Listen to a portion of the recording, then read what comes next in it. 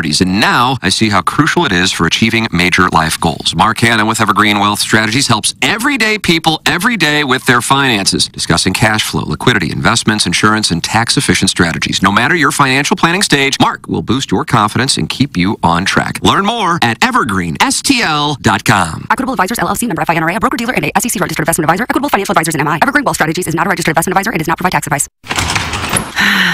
This is the one. Honey, I think you're right. This house has everything we've ever dreamed of. A huge master bedroom, an open kitchen, and a backyard with a fire pit and built-in grill.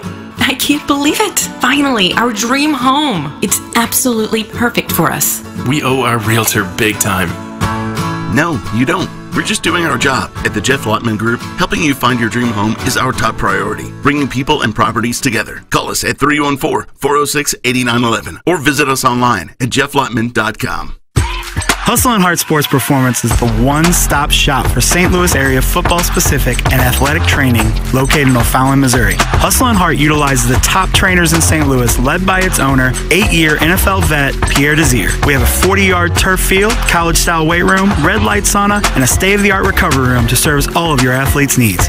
For more info, check out hustleandheartsportsperformance.com or call Dustin at 314-440-8457. If you want a first-class, top-of-the-line, high-quality interior remodeling job, you know who I'm going to suggest. Collier & Thompson. Known for their kitchen and bathroom remodels, Collier & Thompson is where you go when you want your remodeling job done right the first time. Collier & Thompson doesn't just do large remodeling jobs. They do plenty of man caves, bars, offices, pretty much anything inside your home. Check out their 10,000-square-foot showroom next to Uncle Bill's Pancake House on Manchester. Let them bring your dream remodel to reality. CollierandThompson.com.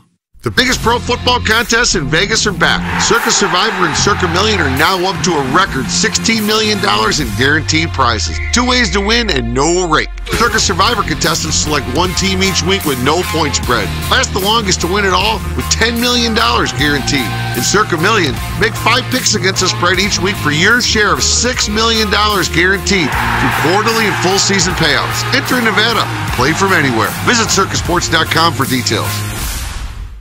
Biggie's Restaurant and Bar has been a staple of the community for over 30 years and is serving your favorites like the steak sandwich, waffle fries, and so much more.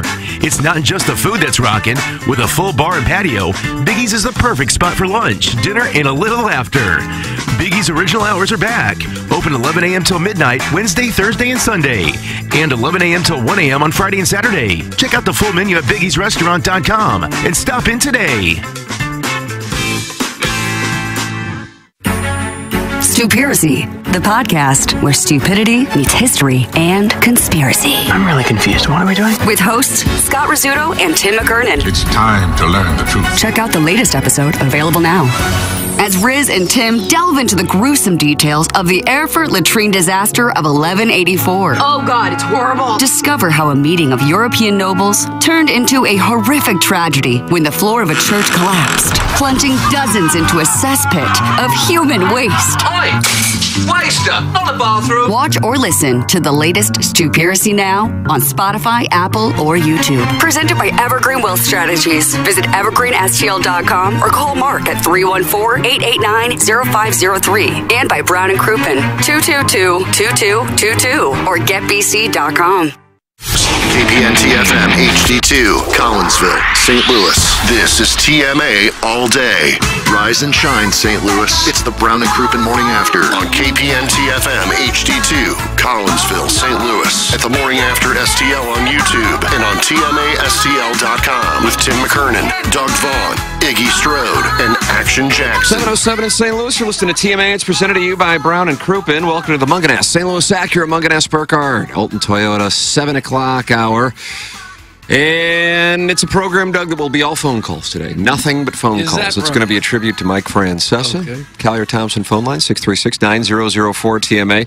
Text in to the Schaefer Door Company. Text inbox 314-881-TMA5. And email in for our Design Air Heating and Cooling email today, the morning after at InsideSTL.com. And see if you can be a friend of the feather today.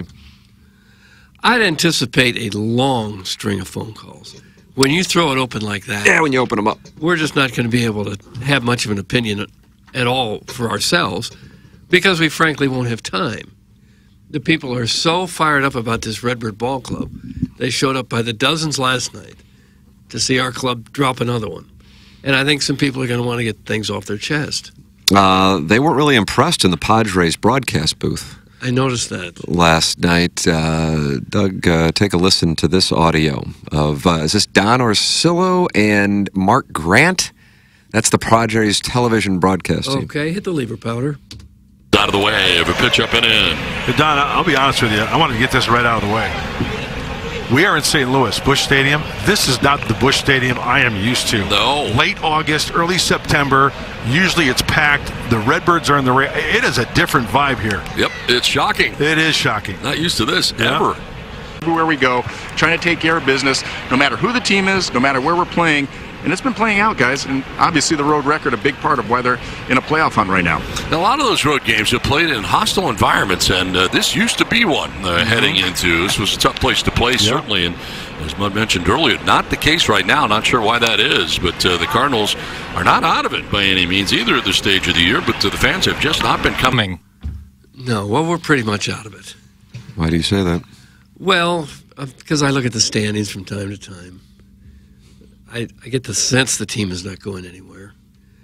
It is different. I don't recall seeing the stadium like this. Of course, it was a different stadium at the time. Yeah. Since the pre-Whitey Herzog days. Oh, is that right? It predates that. Yeah, that's when really St. Louis exploded as a baseball town, when Herzog came around in the early 80s. And there was lots of times in the 70s when the crowds looked like that. But I don't remember it since. Even some of the weak times in the 90s when they had some poor teams. Little Elvis. Little Elvis was among them. They still tended to draw pretty well. But it's... 28,697 last night.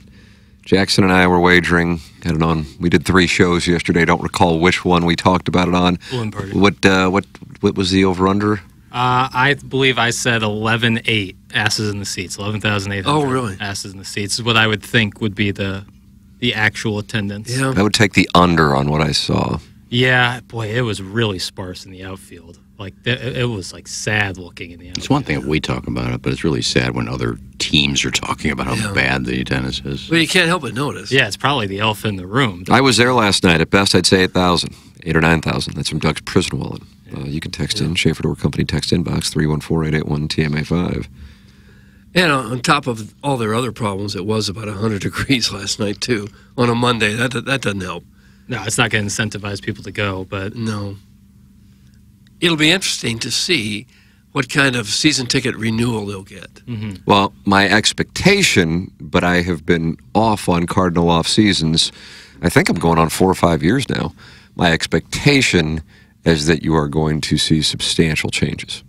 That's my expectation. Yeah, I would think so, too. You'd have to. And then I think that lights a fire. Yeah. I'm not on board with, and we'll have Yachty manage, and then Halladay is the hitting coach, and then Edmonds is the bench coach, and it's like that's nice. If this were a film, but I think one of the flaws the organization has had as of late is we just keep everything in house, and I think it has inadvertently developed a circle jerk because you don't have outside perspective. Everything is the Cardinal way, the Cardinal way. We talked, I think, last week about how that may have impacted the Patriots. Everything we're holding on to the glory days of the years gone by might be going on with the Steelers. I've drawn that analogy that, yes, great organizations from the past, but bring in some outside eyes, some outside perspective. And I think the Cardinals are due for that.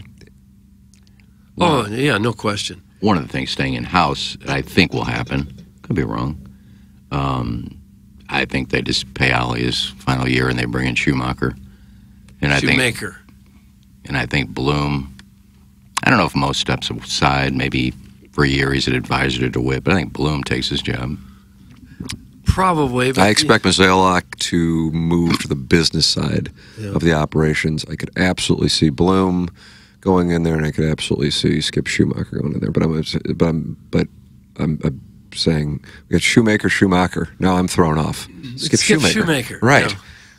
Yeah. Skip Schumacher. Cobbler. I mean, Chaim Bloom would be the logical guy, but he left Boston because he messed that situation. Right. I personally would love to see just, it just needs, I just don't know if, like Bill DeWitt Jr. has been, have you seen him? Even he doesn't want to come to the park anymore. But he sometimes would, I don't know. I mean, I'm not saying, it's not like I'm like dialed in all over town, and maybe he is doing interviews, but Bill DeWitt III did one interview with Martin Kilcoyne and said something that has been taken out of context and turned into like, we're angry and so we're going to isolate on this. And, so I'm sure he's like, there's no point in doing that anymore. So I'm just not sure what's going on. I'm giving more credence to the idea that they may be looking to sell, I guess is what I'm saying. I'm not saying that they are. I'm just saying I'm not ruling it out like I used to. I don't think that they will do that. They'd certainly be selling low if they do right now. And I think DeWitt III, this is going to be his life for the rest. This is going to be his career. I think they'll hang on to the team. But I do think they'll make major changes. You'd have to. After what we've seen both on the field and in the stands, you have to. And coming off the dreadful year they had in 2023, I mean, what are you waiting for? How bad does it have to get? Well, you make all those changes in the front office if you do something, which I think they will. Tim's right. You got to do something to energize these fans. You can't just, well, we're going to extend Lynn for another year. I mean, you can't do that. I mean, nothing has worked this year. Yeah. Sonny Gray is mediocre. The two pitchers you got are not good. Michaelis is just terrible, and you got another year of him. I guess Matt's got another year, I guess. But they've got to do so many things in the offseason. It's not funny. Well, right now they really don't have a star player either. I guess the most effective player they have is your closer. Other than that, it's kind of a collection of guys. And you got a $26 million a year first baseman who can't hit. And the third baseman, I don't know if he's... I've heard some people speculate that maybe his back is bothering him. He's got some kind of injury problems, why he's not the same, doesn't have the power that he once had. Yeah, he's got singles. Yeah. And a high percentage of singles, but the home runs are dwindling. Yeah. It's been a while since we've not had a real star player on the team. Oh, yeah. Been a long time. I think Bill DeWitt, every year he has owned the team, he's had a star player because he owned the team, and Ozzie Smith was there in 95, 96. Then they got McGuire in 97, and off they went. Then McGuire overlaps with Edmonds, Pujols, Roland. Pujols goes on through 2011. Holiday's still there at that point. Yeah, I mean, and then you have the Wainwright, Molina. So, yeah, you got that in addition. Yeah, and every time we think that there's a couple of young guys coming up going to save the day, that doesn't go very well either. Mason Wynn's been strong all season. DeWitt is out. They need a new brain behind the operation. That being said, we can't lose the pastels, cardigans, and bow ties. We need someone local with a rich family. Mr. Licks, you're in. That's from the self-made stay-at-home Ladue Mom. Doug, would you like to see Mr. Licks buy the Cardinals? No. Wow, really? No. I'm fine. I'm absolutely fine with the DeWitts. I think the DeWitts have done a great job. They're going through some really tough times. But they've been some of probably the best owners of any sports team this town has ever had. I agree with that. It's a rough time 100%. Right now, and I think they certainly will try to battle out of it. And, it may take a while, but they're going to have to do something drastic to turn it around. I don't think you can just stay the course right now and expect anything different to happen. But I still don't put much of the blame on the DeWitts. No. Really? I don't. No, I think they've spent money. I have to tell you, I'm not disagreeing on that. I think they've absolutely spent money. But I've seen radio operators spend money. You have to have a business plan. Anybody who's got money can spend it. Well, yeah, that doesn't mean that you're doing a good job. And they have done a bad job with hirings and or not firings over the last, I'd say, 7 years. And the allocation of the dollars.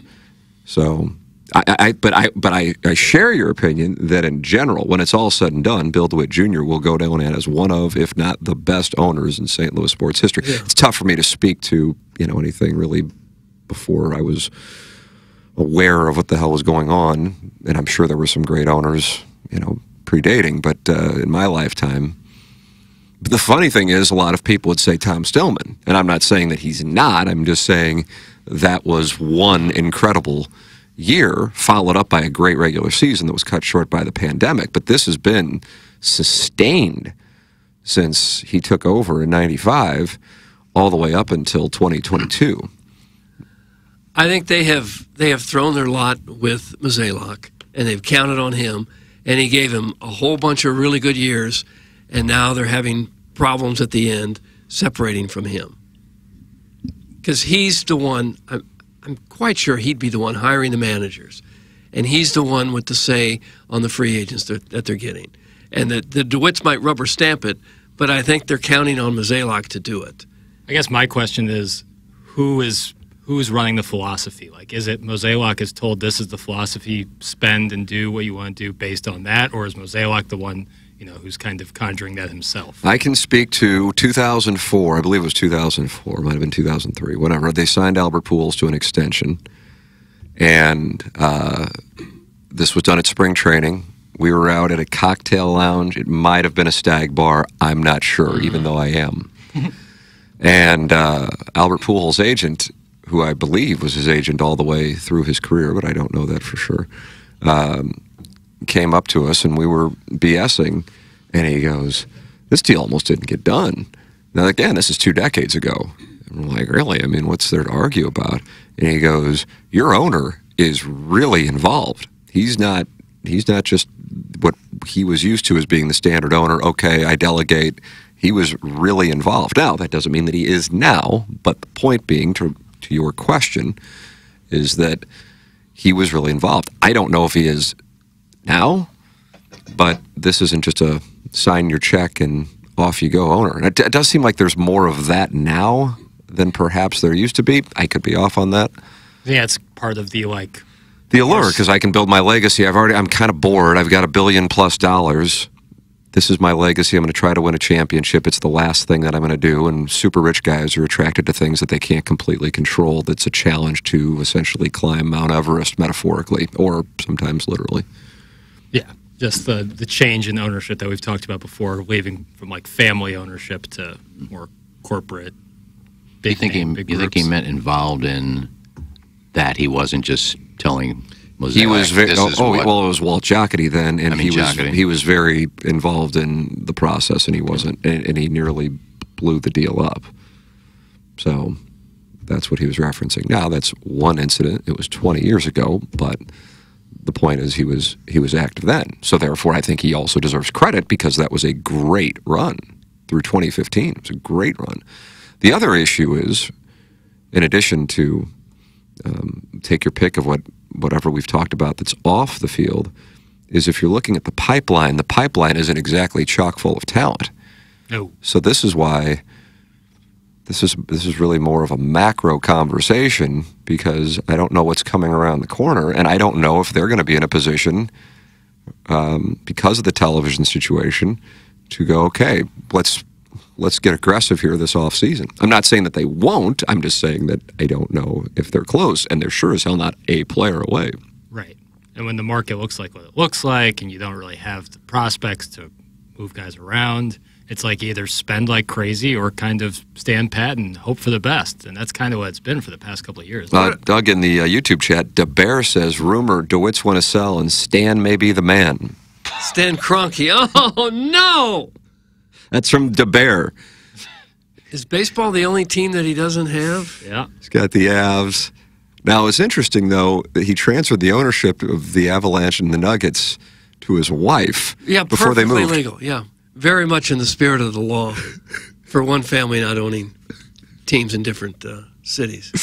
But yes, that is correct. He does not have a baseball team. You think he'd move the Cardinals? Where? I hate that guy. 3 teams in L.A.? Play at SoFi? Play at SoFi. I don't think they're going to sell. I don't think that's in the cards, so to speak. Not with what they've done to Ballpark Village. Yeah, they got too much going on there. And DeWitt III is still a young man. I don't think he wants to sell the team. I'd be stunned if they did. Tucky the Dwarf with some observations. The Cards are unrelatable. They need a culture shift. The players look miserable. Parentheses, I haven't seen a game all year, I'm just assuming. And he's not too far off. Cucky the Dwarf. A tribute to Sports Talk Radio from Cucky the Dwarf. There's not too many of them look like they're having a real good time.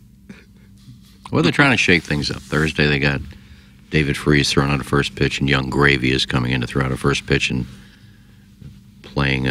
David Freese is in on Thursday? Yeah, and Young Gravy's throwing out a first pitch, too, and then he's playing over Ballpark Village. Oh. Well, some of these first pitches happen an hour or more before the game. Yeah. And there's not just one person throwing it out. It's several. I've seen that where they'll walk 3 or 4 people out there to throw out a first pitch, and you haven't heard of most of them. I'm surprised they're wasting Freese on a 1:15 game. Yeah, Thursday. Is that? Are you like certain of that? Yeah, I saw the Cardinal homestand thing they sent me, and said first pitch, honorary first pitch Thursday. Huh. David Freese and Young Gravy. Huh. The Young Gravy will be performing a concert over at Ballpark Village. They're facing 3 good pitchers here the rest of this series. They could drop all 4 of these games to the Padres without breathing hard. Mike Schilt, to me, it wasn't hard to pick up the read. I don't even know if he was trying to hide it. Here is what he had to say upon his return to Busch Stadium. I haven't lost any sleep with how I did things for 18 years here. You know, I can rest comfortably knowing that. I did my best to be a caretaker of the organization. As Tony would say, I tried to do my part and put my little piece in. As I got more opportunities, the pieces became a little bit bigger, but I always wanted to do the very best I could and had a pure heart for making sure this organization move forward. It's hard to say there's one memory. There's a lot of them. You know, there's definitely memories taking place. But again, you know, there's time and place for those memories, and I'm trying to compartmentalize those and, you know, have a smile on my face, which I have, you know, with those memories and my time here. Sounded like the Boeing people were landing one of their aircraft on the infield there. The main part of it was the very beginning. Did you replay that, sir? Yep. Okay. And they can cut out of it after that because the rest of it's hand job stuff. I haven't lost any sleep with how I did things for 18 years here. That part. Yeah. That's it. Yeah. Well, I could see how he'd feel that way. Absolutely. He did not, from what I could tell, never really got a chance to get an ovation from the crowd. Was it just kind of a smattering of applause there at the beginning? Well, I don't know where it would have been. Yeah, like when he comes out to do the lineup card exchange. But there was only probably 8,000 people total in like the 4th inning. And unlike a player, he never really gets announced. Thursday's first pitch is my guy Chris Long, and then I'm sorry. Why did I say David Freese? What's Chris Long doing? I saw Chris Long. Yeah. I don't know. He's just doing. It says both Chris Long, Young Gravy, and Bobby Altoff will be throwing out the first pitch on Thursday. What in the hell? It's star-studded. What in the hell is that? Yeah. What in the... I mean, how about that? Yeah, it's kind of... I guess we got to get them all on. That's kind of... Can we get them all on? Is that more balloon party? I would love to have Chris Long on, but that's... I'd take any of the 3. That's like Randy's guy. Him and Randy are really close, but Bobby Altoff would be great. How about that? That game has the potential to set another low attendance mark. Forecast is around 100. If it's 100 degrees on a Thursday afternoon, people at work, kids in school, 95. Team going nowhere, that's going to be a hard sell. What about C. Long? I'm not sure that he's going to bring him out.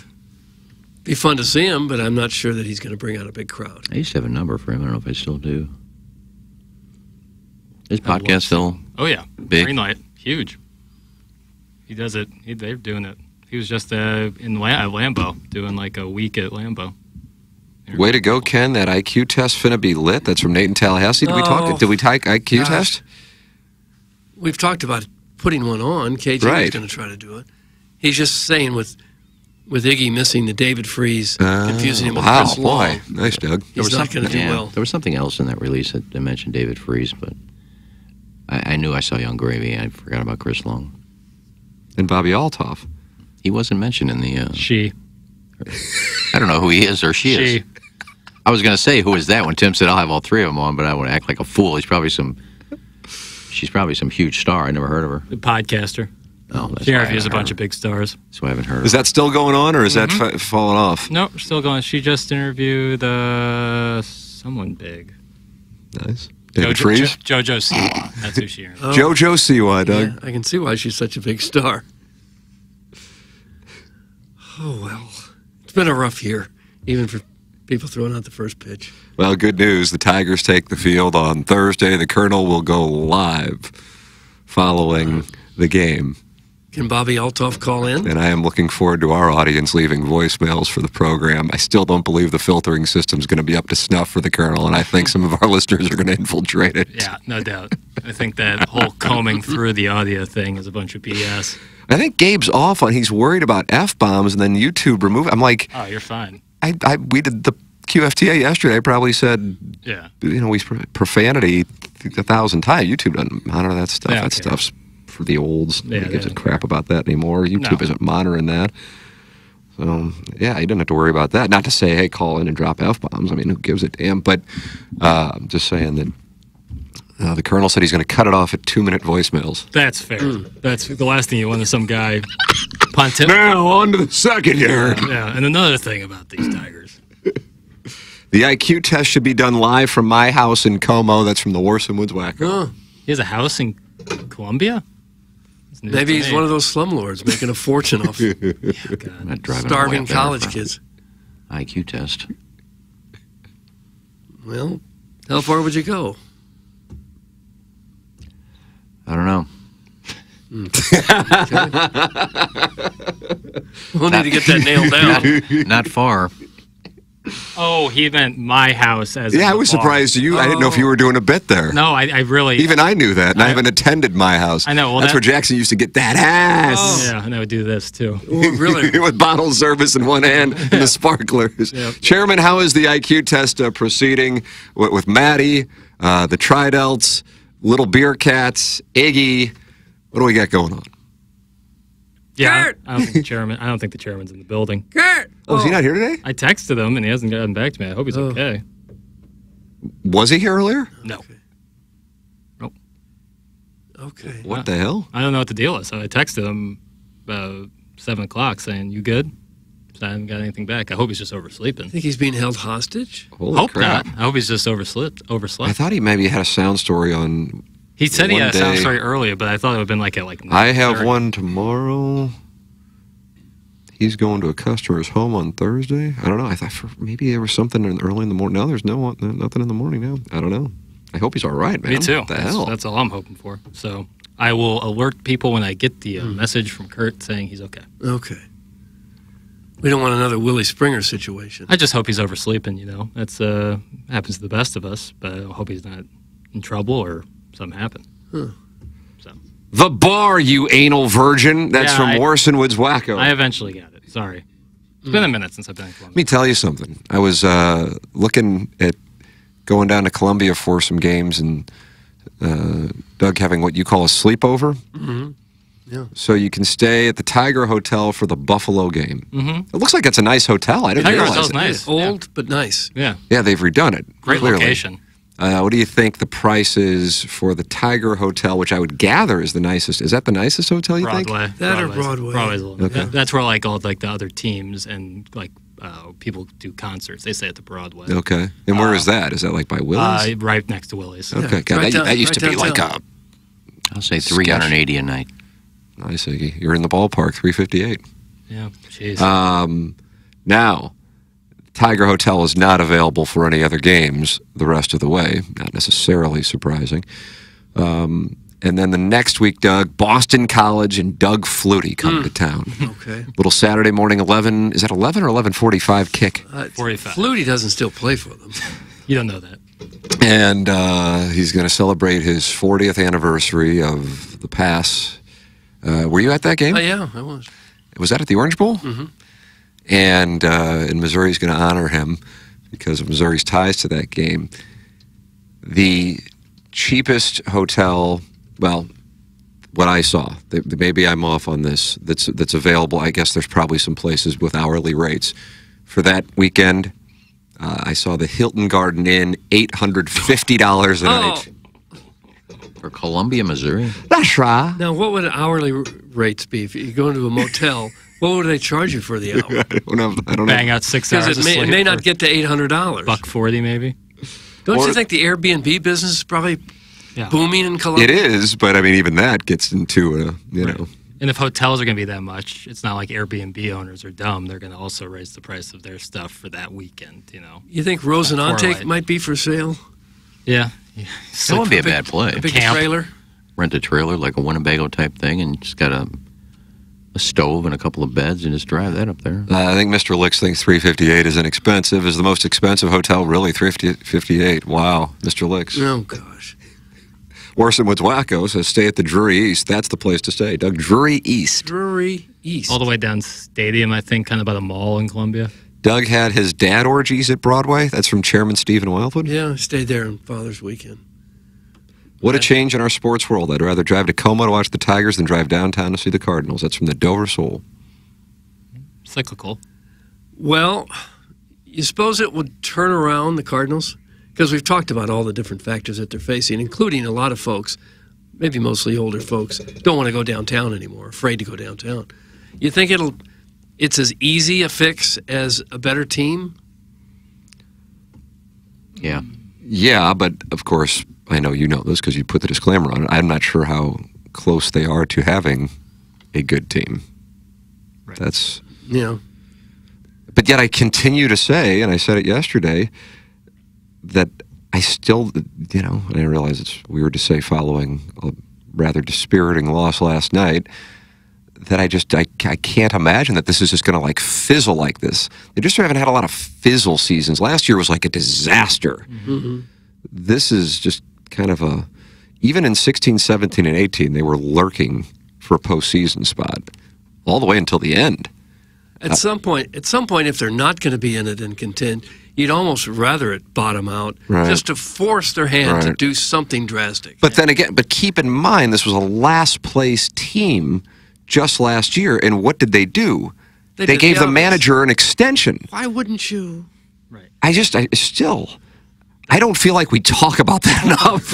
That's probably a big reason why the attendance is so weak, because they have a terrible season like last year, a total disaster, and nothing has changed coaching-wise. Matter of fact, it's extended. You know, it's like, how are you supposed to tell yourself, oh, well, at least the Cardinals are aware of the situation. They've done nothing to rectify it. The opposite of nothing. Every time I've gone to a Mizzou game, I just arrange for a driver to take me home. It's not that hard. That's Mr. Licks who's saying it's just better to do that. Arrange for a driver. I like that. It's fun. Somebody to just stand at your car for the 4-hour game and the 2-hour tailgate and the 1-hour post-game tailgate. So someone's just kind of standing around for about 8 hours waiting to drive you back home. It's fun to hang out in Columbia, though, after the game. I know. Expensive. Well, if it was the Boston College game, I mean, you can I guarantee you can get a limousine for less than $858 to drive you up there. If downtown St. Louis is so scary, how come no one is there? That's from Nate in Tallahassee. Yeah. Now, to your point, though, I think, Doug, I mean, what was it, like 3.5 weeks ago, they were actually in the final wild card spot? They were still drawing 40,000 people. Oh, they weren't. They were announcing it, but it wasn't packed. It was a couple weeks ago that the Rays were in town, and they theoretically were closer than they are now because it's starting to get to a point of being. The Braves won last night, right? Yeah. They scored a bunch of runs on the Nationals. So what is it, 6 now? Mm-hmm. Bother looking at this. Much less the Brewers in the Central. Is it 6 on the wild card? Yeah. Sorry, I can look this up. I don't like the crowdsourcing. I looked up this morning there. Braves won. Braves won. So the Cardinals are 6 back of the wild card, and there are 3 teams in between them and the Braves. And Doug, that Reds team that you think doesn't what quarter? And asking none. They're just 2 back of the Cardinals. The Pirates. I mean, the Cardinals are live closer to finishing last place. Oh yeah. And given the schedule they got coming up, that might be looming. And as you mentioned with the Padres, who they're throwing at them, then a trip to the Bronx, and then a trip to Milwaukee. Yeah. How do you do? But my thought was like, I just can't believe that they're just going to fizzle out like this. But then you know, you just present the baseball evidence, and you go, why? What about this team would make you think they're going to? And it's not anything about this team. It's about what they've done in the past. Yeah, that's the trick. It's kind of like breaking down college football teams by going, well, I mean, Clemson. And you go, I don't know who else on Clemson. I know Clemson's got a brand. Yeah. The Cardinals have a brand. but the brand is getting tarnished. Get your thoughts in for the Design Air Heating and Cooling email today. If you have any issue with your air conditioning, you got to go to designairservice.com. That's the move. Seth says, hey, you can have people email me all day, but the quickest service is somebody who's standing by at designairservice.com, especially with as hot as it's going to be over the next few days. Go to designairservice.com. Doug's a client, Iggy's a client, I'm a client. Go online at designairservice.com, official HVAC provider of TMA. I am a long-time customer and very happy to be. It's Design Air Heating and Cooling. Seth Goldcamp is 4th generation. No upselling, just going to fix it and move on. Design Air Heating and Cooling, online at designairservice.com. Official HVAC provider of TMA and the Tim McKernan Show podcast. New episode recorded yesterday. It's on the podcast feed. What is the title? Doug wants to know what the title is. It's called Presence of Mind with Billy Dip-S. What? Who? Billy Dip-S. Billy Dip-S. Dip-S? Dip, even the S word. Can't say the S word. Oh. This. No, I got it. Your and he was under the bleachers digitally stimulating someone. Mm-hmm. Yep. And then he liked your wife's picture on social media, and then they started DMing, and then they met at a hotel, and now they have combined families. Yep. Oh. Yep. Yeah, that's the way that it works. Blend season. Blend season? Is that what it's called? If you're not careful. It's kind of the typical American love story. Is that a true story? Well, I think it is. I just didn't have anybody specifically in mind, but I think that's how it. I think that's how it goes down. It's like the shell of the story. I remember him. He digitally pleasured me under the bleachers 28 years ago. I'm not happy in my marriage. My vibrator's batteries have worn out. Oh, and now he DM'd me. Why don't we go for a scotch at lunch? Oh, really? And the next thing you know, you're at an hourly motel, and then, your husband has a tracking device on your car, and now we're blending the families. We're blending the families, all because of one like on It is social romantic. media. Is this an erotic story sent to him? Sounds like a Hallmark movie. This is essentially the United States of America in 2024 on social media for people in my age range. Doug, when was the last time you had a good lunch scotch? Clip that off. I have never had a scotch at lunch. Not one time in my life. I can't stand scotch. Butterscotch, that whole flavor, awful. What? Hate Can't stand it. It's terrible. Well, you're talking about liquor. I know, but scotch and butterscotch kind of has that same... Oh, you got to be kidding me. Same kind of flavor to it. Update. Chairman Kurt's okay. He just overslept. So he's coming good. Wow. We all do that. Yeah. Okay. I'm just glad he's okay. Yeah, but he gets up at 2:30. I know, that's what had me concerned, because he gets up so early. But he said he set the alarm wrong, so he's all good. Okay. Lick's picture has been posted on Greek Row with the words, "My wife's daddy takes care of me." That's from the Warson Woods Wacko. My wife's daddy takes care of me? Yes. I don't know what that means. I wish I had that. There's nothing wrong with that. Yeah.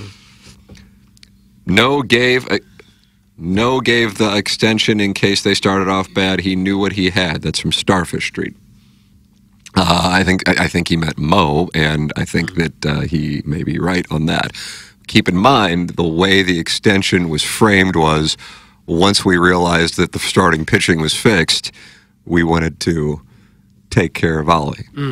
And they thought they had a rough schedule at the beginning of the year. They didn't want to get off to a bad start and have people wondering the Molina when he was going to get fired. Yes, yeah. That's why I agree with the Starfish Street's text. I like Licks. I really do.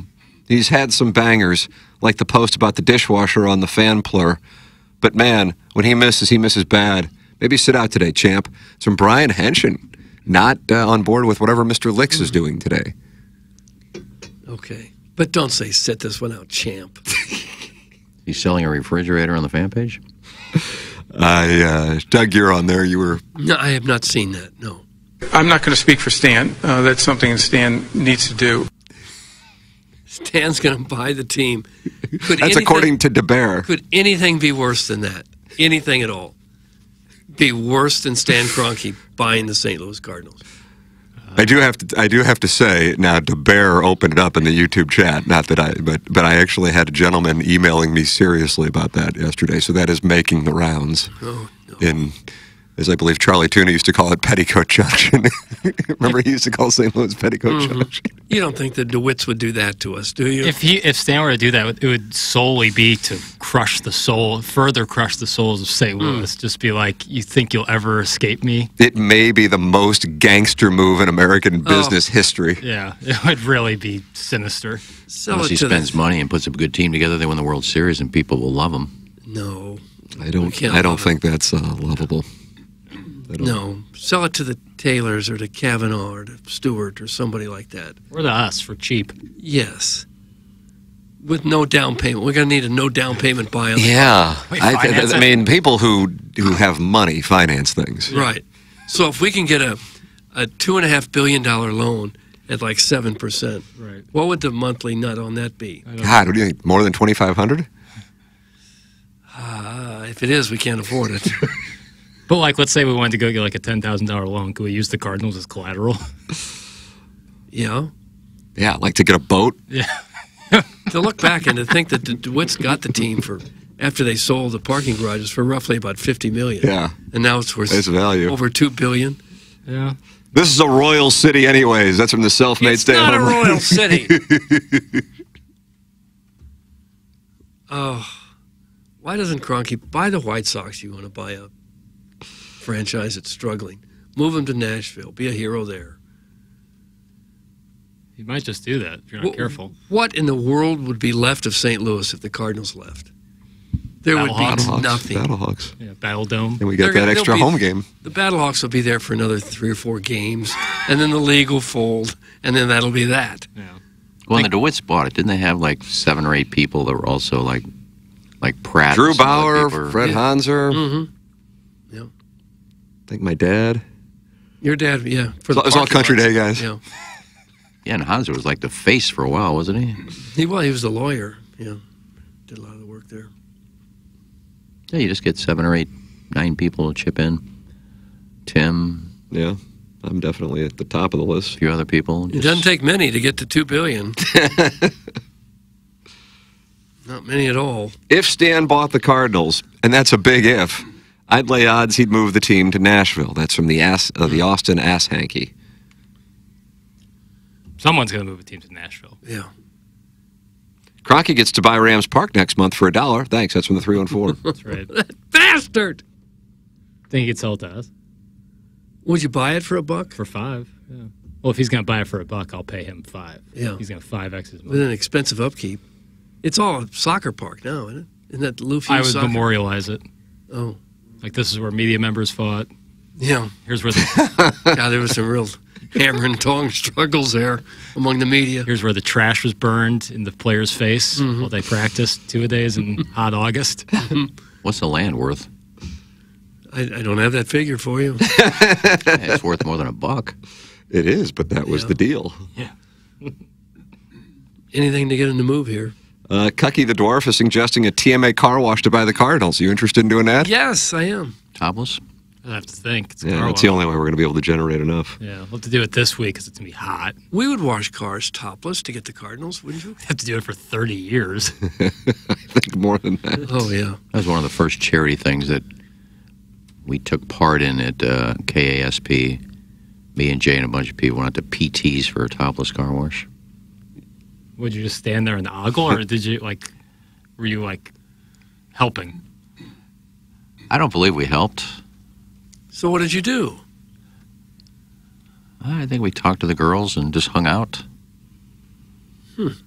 Starfish kisses. Oh. It's one of the first porn stars I met, Zarina Dreams. She was out there washing cars. Yeah, and she was featuring. Okay. All right. Come a long way. Well, not that far if we're considering doing it again to try to get control of the ball club. These are times that try men's souls. I don't know if she's still alive, Zarina Dreams. Guys, things are great in St. Louis. I mean, we got you and the Lou in 2 weeks. Like 2 weeks? We got you and the Lou in 2 weeks. That's from the Hunchback of One Castle. What is that? We got you and the Lou in 2 weeks. That's Hunchback of One Castle. Festival? You and the Lou, it's spelled Y-O-U. It's I don't know. I just read what's in the teleprompter. I don't have all the answers. I know Munganess does, though. I was texting with Ryan Seiberg. It reminds me, I owe him a text back. This morning, as a matter of fact. He's in the service department, and I can't say enough good things about Ryan. Jamie Burkhardt, Peter Munganess. It's Munganess, St. Louis Acura, Munganess, Burkhardt, Alton Toyota online. It's stlouisacura.com and altontoyota.com. Sponsor of our 7 o'clock hour here on TMA. Munganess, St. Louis Acura, Munganess, Burkhardt, Alton Toyota. If you're in the market for a new or pre-owned vehicle, you can go shopping right now. You don't have to go to the dealership. Go online at stlouisacura.com or altontoyota.com. That's Munganess, official automotive provider of TMA and the Tim McKernan Show podcast and presenting sponsor of Balloon Party. Doug, I have now received, I would say, about a dozen texts in response to Hunchback of Von Castle. Q in the Lou is what they think he meant, and Q in the Lou was canceled yesterday. Oh, no. Why? Damn it, why? Trying to find out exactly why. Too hot? Too hot to handle, too cold to hold. They called the Ghostbusters in control. Bobby Brown on our own? That was Ghostbusters 2, right? I don't know. I just don't. I wish I did. Do some show prep. Never seen either of them. Either Ghostbusters? No. Oh. Dan Aykroyd gets orally serviced by a ghost. First one. Yeah. Here it is. Q in the Lou, a barbecue festival expected to bring pitmasters from across the country to downtown St. Louis next month, has been canceled. One of the organizers confirmed the cancellation Monday, citing trouble garnering corporate sponsorship and VIP ticket sales, at least partially due to public safety concerns. Quote, we are seeing a lack of support. It's not there. A month ago, organizers were promoting the event at a news conference with Mayor Tashara Jones and Greater St. Louis Inc. CEO Jason Hall. They called the festival yet another step toward a world-class downtown. Building on other events, new restaurant openings, and a grant program aimed at luring new retailers. But corporate sponsors had concerns about downtown safety. There were a few high-profile shootings downtown over the 4th of July. Organizers worked hard to address sponsor concerns and thought they'd made a case, pointing out, for instance, the redeveloping Laclede's Landing. That got redeveloped and we didn't know about it? The promoters had issues elsewhere. Attendance was poor at the barbecue festival in downtown Denver last week. A planned event in Dallas has also been canceled. So there, Doug, it's not just a St. Louis thing. We're better than Denver and Dallas. Thank you. There's a novel concept. Maybe you have it in St. Charles or Maryland Heights or Chesterfield somewhere. Yeah, probably work in St. Charles. We did a couple shows live for that one year. Remember that? We did. I do recall that. We were on Market Street. Mm-hmm. Good tastings. Good tastings. Good. I don't know if just the public appetite for that kind of festival is dried up or what. As much as this city likes to eat. Yeah. Well, there's a lot of people that don't really want much to do with downtown right now. Name one. Me. It's really sad to see the city just kind of shrivel up and roll over and die. That's what it feels like at the moment. It's such a different vibe now than there was just a few years ago. Really sad. Wouldn't take much, as I've been saying for years. Just turn it into South Beach. You start painting a bunch of those buildings yellow and orange and pink and put a bunch of lights down there, some fake palm trees. Have at it. You're serious? Yeah. You think painting the buildings orange and pink will bring people back to the city of St. Louis? And light it up? Yep. What are you lighting up exactly? The pink buildings, dude. All the places that are dark that nobody wants to go into because they're going to get shot. People from St. Louis suck. Oh, come on. Wrong. Q in the Lou canceled because we are an asshole. But Old Warson Greens are rolling at about 12.1 on the Stimp, so that's a win. Okay. That's from the 618. Yeah, that's nice. That ain't very quick. Suck it, Doug. Okay, stop it. Ball game. Say 12-1. That's not very quick. That's pretty quick. Yeah, pretty quick. Not for a Warson, though. I'm down on Broadway and Hall Sheet today for work. There are wild dogs. I saw a guy shooting heroin on the street. People go to 90 and run red lights. It's like another country. That's from caller Buzz. True. Hall Sheet is a funny What is Hall Sheet? Hall Street is what he was talking about. I thought he was talking like hauling drywall. Wall Street is down there, a little north of downtown. Oh. If you haven't been a little bit north of downtown lately, you owe yourself a little visit to see what post-war Germany looked like. It's just incredible. Should we do incredible what large chunks of our city look like. Yeah, it looks like downtown Beirut and some of those It places. does. It really does. I did. I was down there last week. I had to go pick up some stuff for Gobble Bowl. And it wasn't in, like, Clark Street, Market Street. I had to kind of go around, and I got lost. I ran 2 red lights. I mean, I got stopped, and I saw people, like, walking toward me. I said, here we go. See ya. I'm not taking a chance. Yeah. It's really sad. Really sad. Give your thoughts, 314-881-TMA5. Schaefer Door Company, sponsor of the text inbox. Doug, do you know anything about Schaefer Door Company? I do. They're the people that came out and fixed my garage door. There you go. They'll be happy to come fix yours, too, if you should have any problem. Maybe you won't have any problems. Hope you don't. But if you do, you know the name to call. That's Schaefer Door. You hit that button and the garage door doesn't go up or the garage door doesn't come down. The name you need to have forefront of your mind is nice. I like Schaefer Door. SCHAEFER. They service all kinds of doors, garage doors for service, and new installs with LiftMaster. LiftMaster garage door openers are strong, quiet, and versatile. That's what you want. They also have that Monday morning standby service for the doors that break over the weekend. They service commercial doors, too.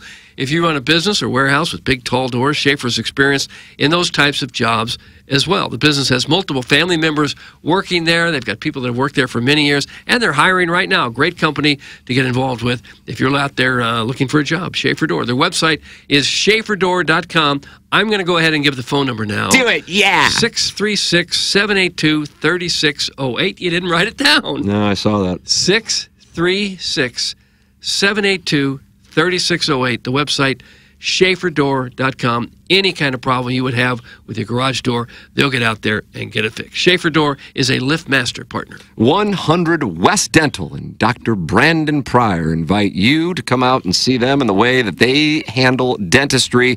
And you don't have dental insurance, that's not a problem. The membership plan aids and the cost of dental work for those who do not have dental insurance, and you can take care of everything online. There you can book online and get virtual consultations. They're one of the very few dental offices that offer virtual consultations with the doctor. No phone call needed to get in. Just check the calendar online for availability and book right then and there. It's a very procedure-specific approach to dentistry at 100 West Dental with Dr. Brandon Pryor. And they have a huge offer going on right now. If you mention my name, you get $1,000 off Invisalign. If you're on the fence about Invisalign, they have a digital scanner that can show you a simulation of what it'll look like before you even go through with it. It's 100westdental.com. That's 100westdental.com, or call 636-585-0100. 100westdental.com. And you should probably take some time to think about it. Just like if you're thinking about buying a home or selling a home, work with Jeff Lottman at Compass Realty, JEFFLOTTMANN.com. Yeah, JEFFLOTTMANN.com. Jeff Lottman with Compass Realty. And there are homes still popping up on the market here late in summer. Jeff Lottman can help get you in. If you're looking to sell your home, he has been doing it in St. Louis for more than 2 decades with close to $500 million in sales, and he is with Compass Realty. And Compass is the top luxury home real estate broker in the area. With Compass Concierge, you can take your home buying or selling experience to the next level. Whether you're preparing to sell or want to enhance your new space, Compass Concierge has you covered. No upfront costs. Need fresh paint, new carpet, light renovations, home staging? Compass Concierge has you covered. Unlock exclusive benefits. Get your home market ready without upfront costs. Increase your home's value hassle-free. Ready to elevate your real estate experience? Contact Compass and Jeff Lottman today by going to JEFFLOTTMANN.com. Yeah, JEFFLOTTMANN.com. Yeah, Art Deco will bring it back. All that is missing is the weather, the ocean, the smell, the 5-star restaurants, the prime golf clubs, the yachts, the stars, prime Columbia White, and high-end escorts. That's from the Worst Woods Wacko. So he agrees with Iggy. There's no golf courses on South Beach. Doug? On South Beach, there's on Miami Beach, there is. Lagorce Country Club is right there. I said South Beach. Well, it's right next to South Beach. Well, can you find a golf course on Collins Avenue anywhere? Well, no, those are hotels and condos. And That's what I'm saying. It's just maybe if you do that, people will come here and build things. Hey, it's kind of cool down here now. Let's.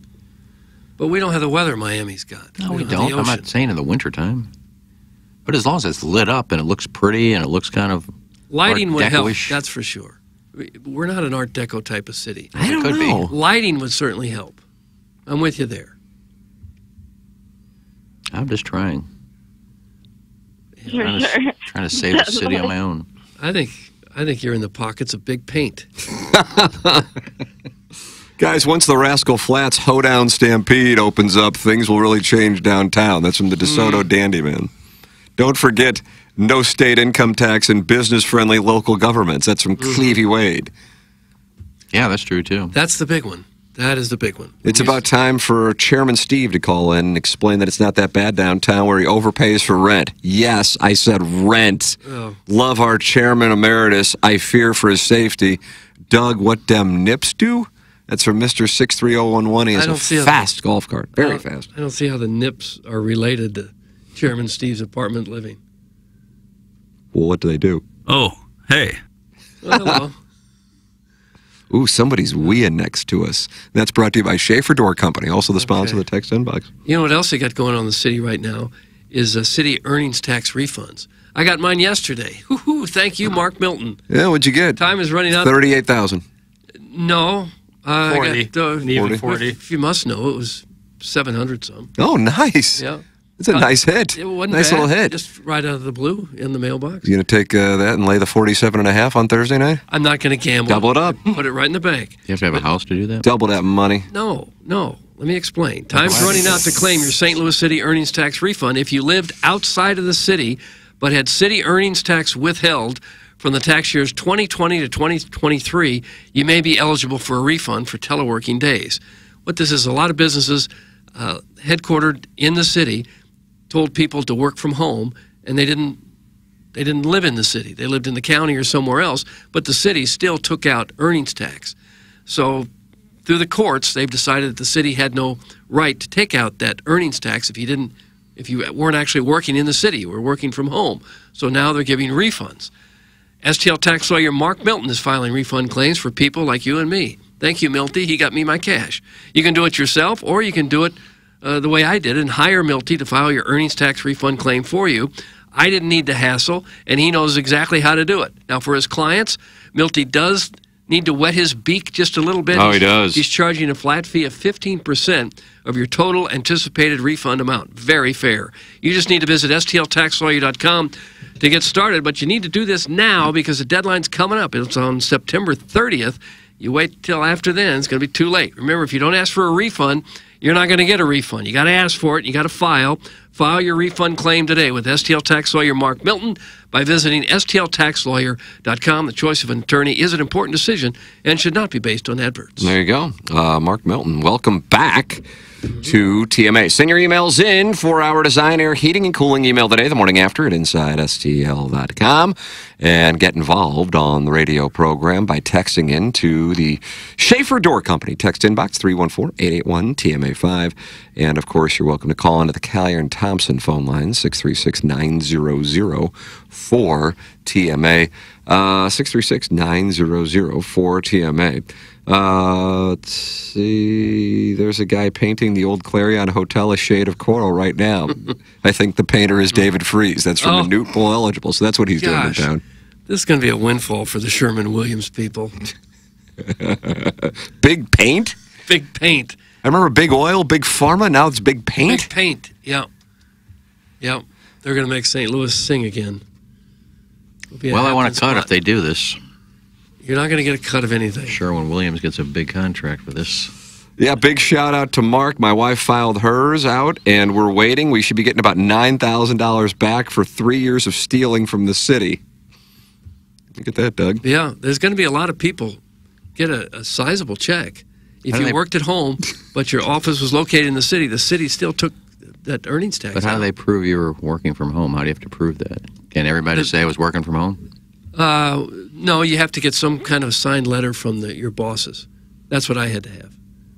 The people that work for me at the TV station had to sign off on it and say this is when he worked from home. No, that wasn't one of those. I was told it was dangerous at my age to come in, but I came. They told me to come in anyway. But we weren't working in the city. We weren't in the city limits. Oh, you're talking about KMOV. I'm talking about for the years wherever you were, the years But you were in the 2020 city. to 2023. Yes, Channel 4 was Okay. located in the city. So the radio and the wouldn't be Wouldn't affected count, because you weren't working in the city. The city has that 1% earnings tax that they take out from everybody who works in the city. It's wonderful. It's really led to remarkable growth. I agree. I agree with you. It's attractive for businesses. Hey, guys, we have all the things Warson Woods Weirdo just listed. Come one, come all, let's get frisky. That's from Sweet Sweet Kai, and he just sent a picture of his stay at Martha's Vineyard. Oh, really? I've never been to the Vineyard. Doug, can I borrow $700? That's from Chairman Stephen Wilder. Yeah, I just got some. You know what else I love is being able, I know I'm behind the curve on this, is being able to deposit your check right from your phone. As soon as you get it, Isn't it nice? take a picture of the front, back, hit another button, it's in. Yeah. And yet still, on every street corner, we have banks going up. I have another one going up real close to my house. Why do we need all these banks? Physical banks, brick and mortar. Why? I was thinking that the other day. You always get an idea of what industries are doing quite well by when you go, oh, that seems to be saturated. So we have Walgreens and CVS's at every corner, and that speaks to big paint. That's big drug. And then the banks up and down Manchester Road. Yeah, I don't get it. Just look at right here, right next door in the same parking lot. There's a First Bank. 2 blocks down the road, there's a $10 million First Bank office going up. What do you need all those offices for? Well, the offices I kind of understand because you got to have people, working for those institutions for sure. But how many people are really walking into the bank every day to deposit checks and get some money out? And I know there's a few, mostly, older folks still wanting to do that. I just don't understand the need for so many brick and mortar bank buildings. You think this is big heist? It could be. Big caper? Big caper. Is Chairman Kurt in the building? I don't know. Okay, because Ed Herman is here. I've been texted by Greg Jost of the sales staff. Iggy calls him Gregor. Gregor. Yeah. He told me he hasn't been called that since high school. All right. Gregor. Gregor. Okay. So if you want to have Gregor, I guess, bring him in, since Chairman Kurt is, God bless. Doug Gregor. It's folksy. I do like This that. is kind of folksy. It is folksy. All right. Here they come. All right. Here come the Cardinals, here they come, and it's going to be great. There they are They're now. going to win. Here come the Cardinals, here they come, and it's going to be great. There they are. Here they come. Here it comes. Here it comes. Well, our last dance. This is the last dance? This is it. Brody leaves for school tomorrow Oh, do you morning. really? Oh. Yeah, tomorrow. This That's is it. right. It's Where do all- you go, Brody? University of Minnesota, home of the Golden Minnesota, Gophers. Golden Gophers. Clem Hubbard, Haskins, Hubbard Doug. School. Hubbard School of Journalism. Oh, wow. Oh, that's right. Yeah, that's how they let him in Doug the and I building. would like to conduct an intervention right now. Yeah, that's probably a smart move. What is your goal in the industry, Brody? I'm not sure yet. I really don't know. It's definitely sports journalism, obviously, but not sure what it is yet. There you go, sports journalism. Sports journalism. I feel like there's a future in that. As long as there's sports, there'll be people talking about it. Oh, now, sure. journalism as a word is really kind of evolved, right? Boy, we don't I think couldn't about agree it more as- with that sentiment. Yeah, I don't think about it as much as just writing stuff, but Right. there's a lot of content that has to be created. Oh, yeah. Digitally written, a lot of formats, and within organizations, there's a tremendous amount of internal analysis and writing that's done within, whether it's high school, scouting, college, professional level. Yeah, every organization has. Yeah, I still hold out websites. hope that he'll come work at the firm, though. That is where you are. Well, listen. We've had a great time this summer as he's been interning, and I'm actually quite depressed of him going back. I don't know how you guys have been if you've sent kids off to college. Doug has. before. I have not. It's odd. The first year was very hard. Second and third years were a little bit easier, but for some reason, senior year is to me, it's hitting me harder than the other years. Because I think it's because we spent so much time this summer. Oh. Having a good time, and I don't know. You never know. You Doug, go was through that your cycles of life. Was that your experience Well, with it's kind of hard, and then they graduate, and you don't know where they're going to wind up after that. You Yeah. may not see them much at all after that. Well, luckily I can bribe them. I have that ability. Yeah, I can force action. Any chance he goes to law school and follows in your There's footsteps? always a chance. Always a chance. One thing with Brody that you never know is that he's very private, which very much like I am. you won't know exactly what he's going to do until he tells you it's already happened. We had no idea that he had applied for, to get into the journalism school, the Hubbard School up at University of Minnesota is a very good school. We had no idea he was going through that program, applying for it, testing for it, doing any of that. He doesn't tell you any of that until after the fact. So that's just the nature of it. I don't know if it's one of those things where we like to keep our failures quiet, so we just kind of go about our business, and when things go well, then we share it. Or if he's just like I am, we're just very, very private. We'll go announcing a lot of stuff. I know people wouldn't think that about me because, of course, on the radio, you have to talk, right? This is what you're here for. You're making conversation. The truth of it is, in private life, I say virtually nothing. Really? Yeah, I'm You're very a wallflower? I am a very quiet person. Yes. Really? Is that right? And I am. Yeah. That is surprising. People are always shocked. Well, you see me like at events and stuff. Unless somebody draws me out, I'm just the guy sitting in the corner. Yeah. But I haven't seen you at events because I don't go to events. Well, so we it's went. impossible to speak to my we went to the one. We went to the one at Hot Shots when you debuted that, and I was there. I had to be pulled out. Greg, the sales guy, he's always pulling me out. Gregor. Yeah, Gregor. He's pulling me out. He's pulling me out. So what are we talking about today? What's going on? What were we talking about? Oh, somebody posted in the YouTube chat. Which is also 301 people are in there, Ed. Holy cow. Yeah. But the reason why I read it is I actually received an email, and this gentleman, was adamant that this was true yesterday, that the Cardinals are being sold and Stan Kroenke is the buyer. And then now somebody else has put that in the YouTube chat, and I go, oh, well, since it's been brought up, I will go ahead. I'll read the email. So this will get you going. Hey, Tim, forgive the vagueness here, but I wanted to share a story communicated via a visit to an established business which caters to well-off old and new money St. Louisans about the details concerning the Cardinal sale to ... Stan Kroenke. A trusted individual who frequents this establishment has direct access to the ongoing situation. According to this person, the Cardinals have been quietly for sale for the past 2 to 3 years. Recently, negotiations with the buyer have progressed further than any point to date, the impression being that it's progressed enough that a formal announcement could be made anytime between now and the beginning of the next Major League Baseball season. I'm reaching out to you to inquire if you've heard anything about this. While this was spoken about in an open forum, I do not feel it's right for me to provide specific insights beyond the high-level details that were provided. With that said, I can hardly imagine a more controversial St. Louis sports moment than Stan assuming ownership of this team, and thus my strong urge to seek clarity via the perspective of a prominent sports journalist. Ring the bell. You're welcome to bring this up on TMA or QFTA if you feel it's worthy of discussion. I would only ask that you do not include my name or email. And I followed up with them. I followed up with a couple people yesterday. This is, I get, as you can imagine, I'm sure you get interesting emails too. I'm not saying TMA is reporting the Cardinal sale, but then I saw somebody else posted that there's a rumor going around that Kroenke's buying the Cardinals. But that guy might have been the one spreading the rumor. That is correct. Where do you put because that was well written? Where do you put that in terms of as a credible writing from 1 to 10? 10 being, oh my God, this guy's got the inside dope. To 1 being clearly doesn't have any idea. I will say this, and I think we may have talked about it last week, and Doug's talked about it.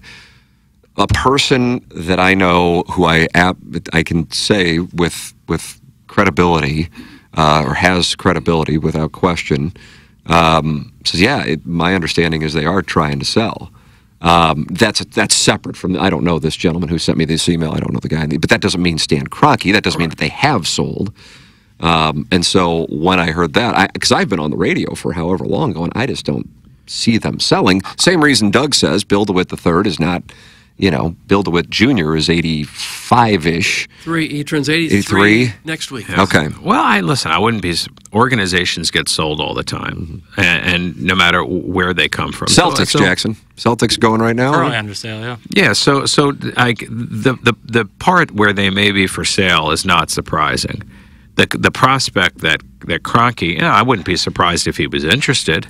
I mean, the guy's got a lot of money. He likes owning sports teams. He has got at least, 3 of them? Maybe He's got more? 4 of them. 4 of them? 4. The Denver, Arsenal? No, he might even have 5. He might have the soccer team up in Colorado, but for sure he's got the Avalanche, the Nuggets, Arsenal FC, and he's got the Rams. So, I mean, I don't think that, I mean, my gut is that Major League Baseball probably would not approve him as an owner, given that he owns so many other sports organizations. They tend to like people who are pretty focused on the one sport. Not that it's not ever happened. I think Jerry Reinsdorf at one point might have had the White Sox and the Bulls. Yeah. But, you know,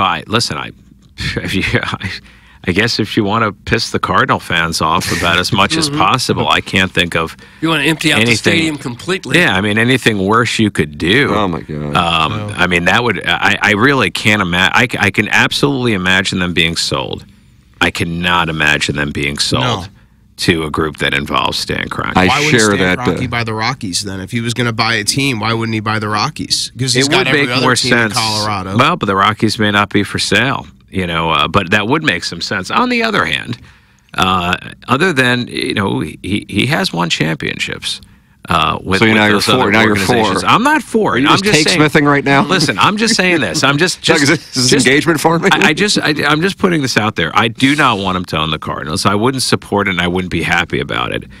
That said, you know, as long as it was somehow understood or contracted that the Cardinals couldn't leave St. Louis, you know, he has demonstrated a willingness on the organizations that he gets behind to put the money in and win championships. I mean, the Nuggets won a championship. The Avalanche has won championships. Everybody knows how good Arsenal is. And the Rams won a championship with him since he took them to L.A. So, I mean, if I'm being objective for a moment, I have to acknowledge that.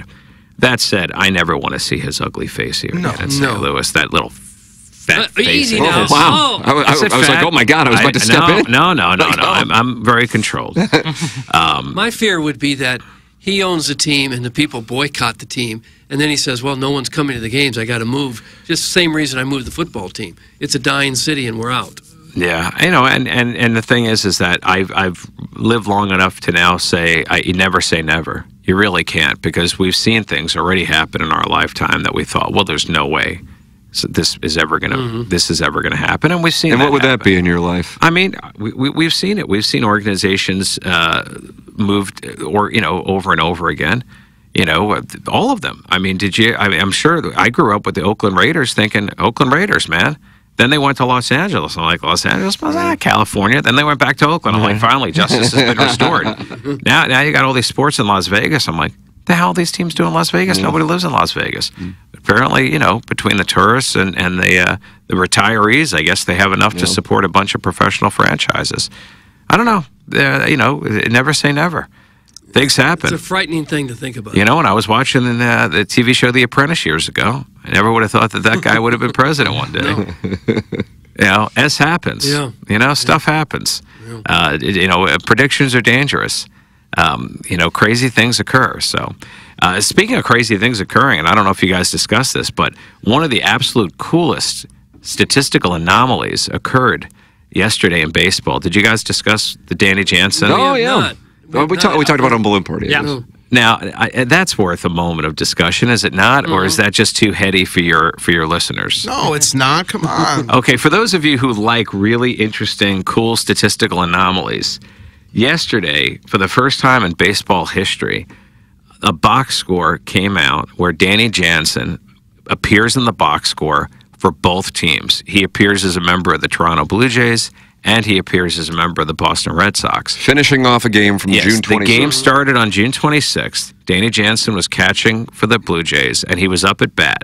And it was in the middle of his at-bat, so it's his at-bat because he started the at-bat. That's how it goes. The game gets suspended. They decide to finish it yesterday as part of a doubleheader. When the game resumes, the Blue Jays have to put in a pinch hitter to finish the at-bat, so they put in Dalton Varsho. The Red Sox cannot put in the catcher that they had, Reese McGuire, because he had been released some time back. So they put Danny Jansen in to catch. So now Danny Jansen is catching an at-bat that technically he's the batter at. Mm-hmm. He is both the batter and the catcher in the same at-bat. Now, Varsho strikes out. The strikeout gets charged to Danny Jansen's statistics. But at the same time, Danny Jansen called the pitch that struck himself out. Now that's pretty cool. I believe because the count was 0-1, he didn't get it charged to him. If it would have been 0-2, it would have been charged to him. No, I think it was charged to him. I was reading the statistical phenomenon of this last night on The Athletic, and I didn't know that rule. because it was one strike. I believe it was 0-1 when the game was suspended. All I know is he's in the box score on both sides, and the box score has been sent to the Hall of Fame for whatever they do with it. The Hall of Fame, from what I understand, I know some people that have some pieces of art on display there, and they've had the opportunity to go into the archives. They say that the museum is incredible, and they have a million different things. They have just as many things in the archives that aren't even on display, because they're rotating displays all the time, and they're always preparing new exhibits. But he's like, oh my God, if you could see the museum behind the museum, the one underground in boxes and cabinets, he's like, it's every bit as unbelievable as everything upstairs. And I thought, man, how do I get that gig? You know, how do I get in there? You want to work there? No, I don't know. Maybe, listen, like I've said before, if all jobs paid the same, what would you really be doing? Yeah. You know, maybe I would be. Maybe I'd be a curator up at the Hall of Fame. Maybe in retirement, that's what you do. You know, Andy talks about that all the time with me. He says, you're a good tour guide. You should be like a docent. And I said, that's fantastic. What's a docent? He's like, yeah, that's what I was thinking. He's like, it's a tour guide. I'm like, then why don't you say tour guide? Yeah. Well, why did it get fancy all of a sudden? He's a fancy guy. Is he a fancy guy? He is a fancy guy. I love how he was on the show a few weeks ago. And while he himself is not technically a trust fund baby, and he's not, but he knew so much about. Do you remember when you were asking him about trust fund babies? Oh, yeah. Mm-hmm. And he knew their world like he had been living trust fund baby adjacent his entire life. And I thought, my God, I love Andy dearly. He's like a brother to me.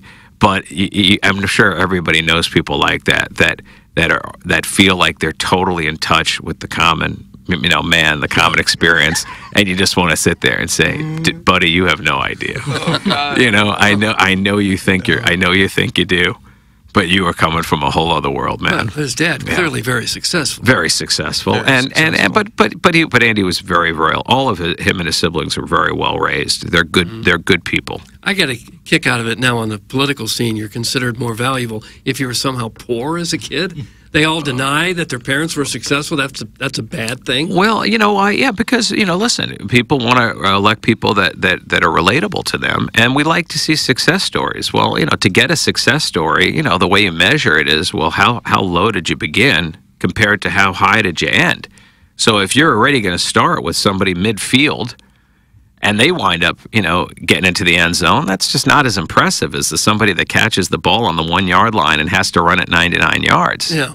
I mean, that's life. It may be more impressive, but somehow it's kind of painted as, oh my God, your parents were successful. How dare you? Well, listen, I think Doug, in all fairness, when you have successful parents, it's a different set of challenges.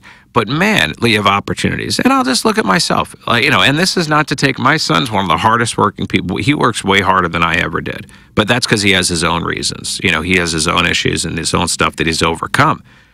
But he's gotten the opportunity to sit here all summer with me and coming on a well-respected podcast and working with me at the firm all summer. That's a privilege that comes along when you have parents that are successful. And it is a springboard. And Jackson's has parents that are successful, and it is a springboard. It does make it easier. It has other challenges, but there are some areas that it's just easier. It is. And we want to do that for our kids, right? We want them to have an easier path. But that's the balance. You don't want it to be so easy that they don't have to work for it, but you don't want it to be so hard that they can't get there either. You want to give them just enough. So I always have more. I mean, listen, when a person builds themselves up from nothing, don't tell me you're not more impressed by that. You have to be. For certain, yeah. Well, then why should you be shocked that people are, No, I'm just, a lot of politicians now say, well, yeah, I just came from nothing. And it's almost like they're disrespecting their parents. Yeah, but do you think that any of them are they usually they'll at least credit their parents with instilling in them a good work ethic, a good value system. At most they'll just say they didn't have any money. You hardly hear anybody rag on their parents and be, oh, my parents were never around, they didn't support me, they didn't do anything. They leave that part out. Yeah, they don't ever say that. Because it probably wasn't true. No. Because they probably grew up middle class or above and want people to believe they came from nothing. Why are you so cynical, man? It's not cynical. That's just reality. Is it, though? I think so, yeah. I don't know. And I think in some instances it definitely is. There's definitely truth to that. But I also think there's a lot of people who who grew up against the odds with a tremendous hunger in their belly, absolutely determined to do better for themselves. And I think that really when we talk about the American dream, I think that is what people are kind of envisioning, right? It's bringing yourself all the way up. You know, we don't think of the American dream as a sequence of 3 or 4 generations. You know, we try to think of it as renewed with each generation, with each person having an opportunity to start at the bottom and end up on the top. I don't know how realistic that is. But if you think of the American dream as something that occurs over 3 or 4 generations from the time you come over as an immigrant, the first generation works manual, doesn't know the language very well. Second generation knows the language well, maybe starts to get a little education. Third generation starts to establish a real footing, a business, an enterprise, some money. And by the 4th generation, you should be thriving in this country like every other group that's ever come here. I mean, that's what should happen. And that's what's happened historically with every migrant group that's ever come here. The problem is that it's much like high school. When you first get here, that first generation's like your freshman year of high school. You get bullied, you get picked on, you know, you get oppressed, you know, you don't get to play on varsity. Nobody wants them to get the advantages. They want to haze them. And it's only after they get on them for their accents, they get on them for anything wrong with them. But second generation's the sophomore year. Maybe it's the first person to graduate college. Third generation, maybe they start a business, get into an industry. 4th generation, they're now part of the establishment. Now they get to kick the freshmen's behinds. And it's kind of ugly, but it is kind of our process in America. You would make one hell of a docent. Docent! Oh, there you go. And it's come full circle. What do we have coming? I like responding to the text. We got anything interesting coming in? Let me see. I'm taking a gander here. Let's see what we got here. Long Ball says, this is so ironic. I don't know what that means.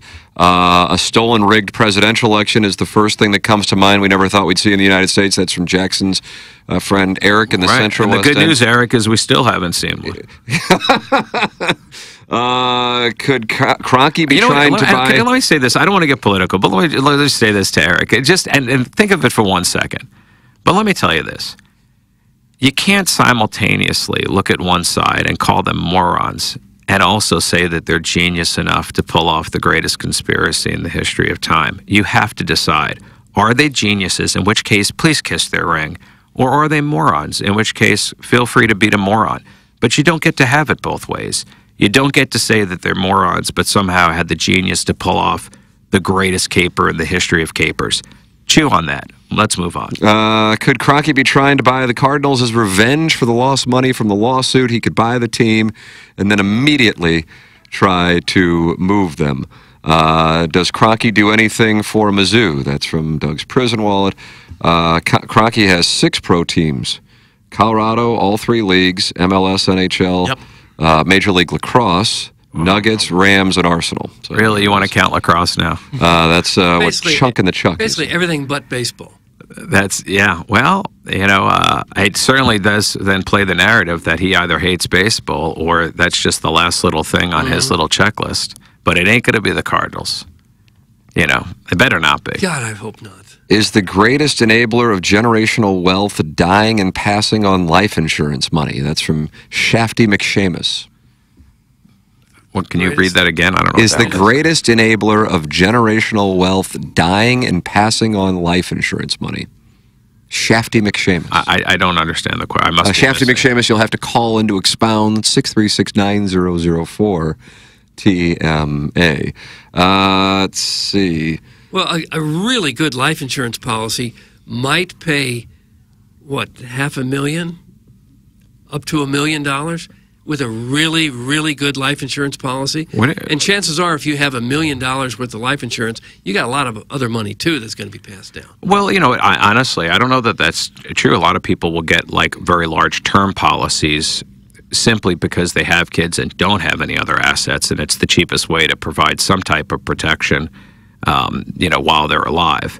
So, you know, a lot of times people will decelerate their life insurance when their private assets reach a certain amount, because it's no longer the best use of their money. They can keep their money growing and have it go that way. So No, there's really not necessarily a correlation, other than if you don't have life insurance and yet you do have people that rely on you economically, please look into getting some term life insurance. It's not very expensive, and you really don't want to leave your loved ones behind with nothing.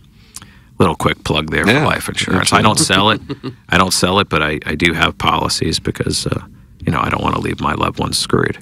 James Carlton does. He's our insurance guy here. He's online at carltoninsurance.net. You know, I should probably talk to him. I'd like to add really an additional is policy. a great guy. I spent that night with him. It was a hot, steamy night. I spent the night with him at Hot Shots. Yeah, we spent some time there. Really, genuinely nice guy. He really is. He's a good guy. He's online at Carlton. Power Mizzou. Shout out to Power Mizzou. Oh, yeah. He's all over Power Mizzou. He's a big Missouri fan. Yeah, we talked about that carltoninsurance.net. Yeah, he's a good guy. What else we got on there? Let me see what else we got. That needs some perspective? It's all relative based on when you buy it, Doug. I sell it, and an old person getting $50,000 costs the same as a young person getting $10 million, depending on other factors. Sure. You can get a $1 million term policy for $200 a month from Big Lou. Oh yeah, I've heard that commercial. It's from Wedding Tackle. He's only on number 2. And look, you can't even question the financial solvency of a place called Big Lou. They'll be there for you. No questions asked. Kroenke owns a championship esports franchise as well. Rumor is he's looking to sign Jackson away from TMA. That's from the Birthday Hawk. Jackson, you're I'd never work for that mustached freak. How about that? Okay, that's what if he shaved the mustache? Would you work for him then? If he brings back the Rams. And what if he offers gives me back my money? What if he offers you $800,000 a year? You're gone tomorrow, aren't you? No, I've made a solemn promise to never step foot inside SoFi Stadium. How about that? You made a solemn promise. I will never, I will never, ever, ever step inside that junkyard. Oh. No, see, this is not something you want to say publicly. I'll say it privately and publicly. How about that? Ed, your analogy of life in this country compared to high school could not be more wrong, in my opinion. Generations do not create success. Parenting, faith, or some moral base, hard work, and individual responsibility for oneself create success. Nothing is given, only earned. That's from the Warson Woods Whack. No, listen, I don't disagree with any of that because I think all of those are essential ingredients, but it's very rare for anybody to make it here within one generation of being an immigrant and immediately getting to the top of the pile. It just doesn't happen that quickly, and that's really my point.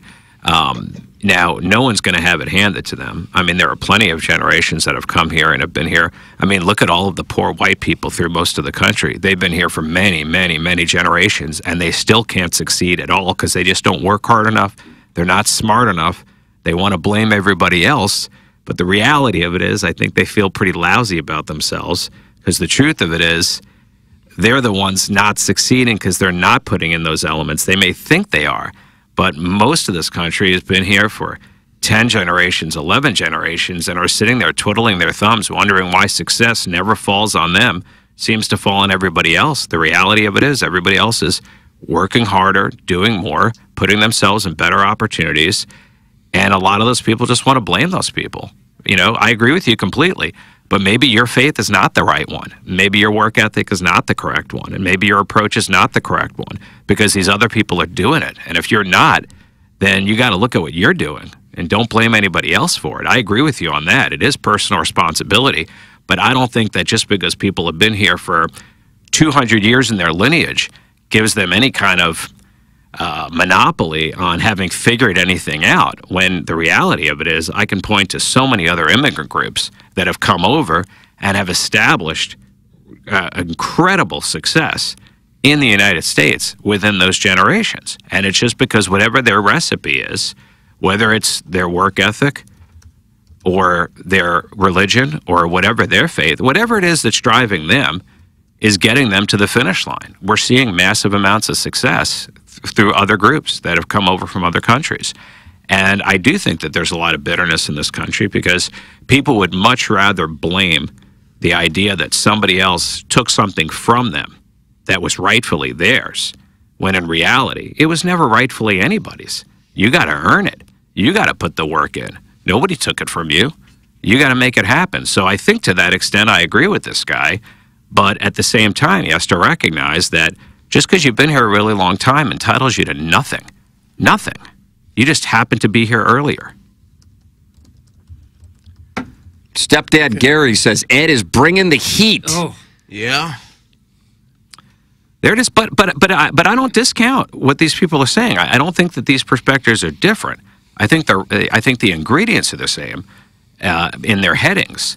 I just think the actual application of them is a little different. Somebody wants to know if Jackson would go to SoFi Stadium if Missouri was in the Final Four. Ooh. No, watch it at home.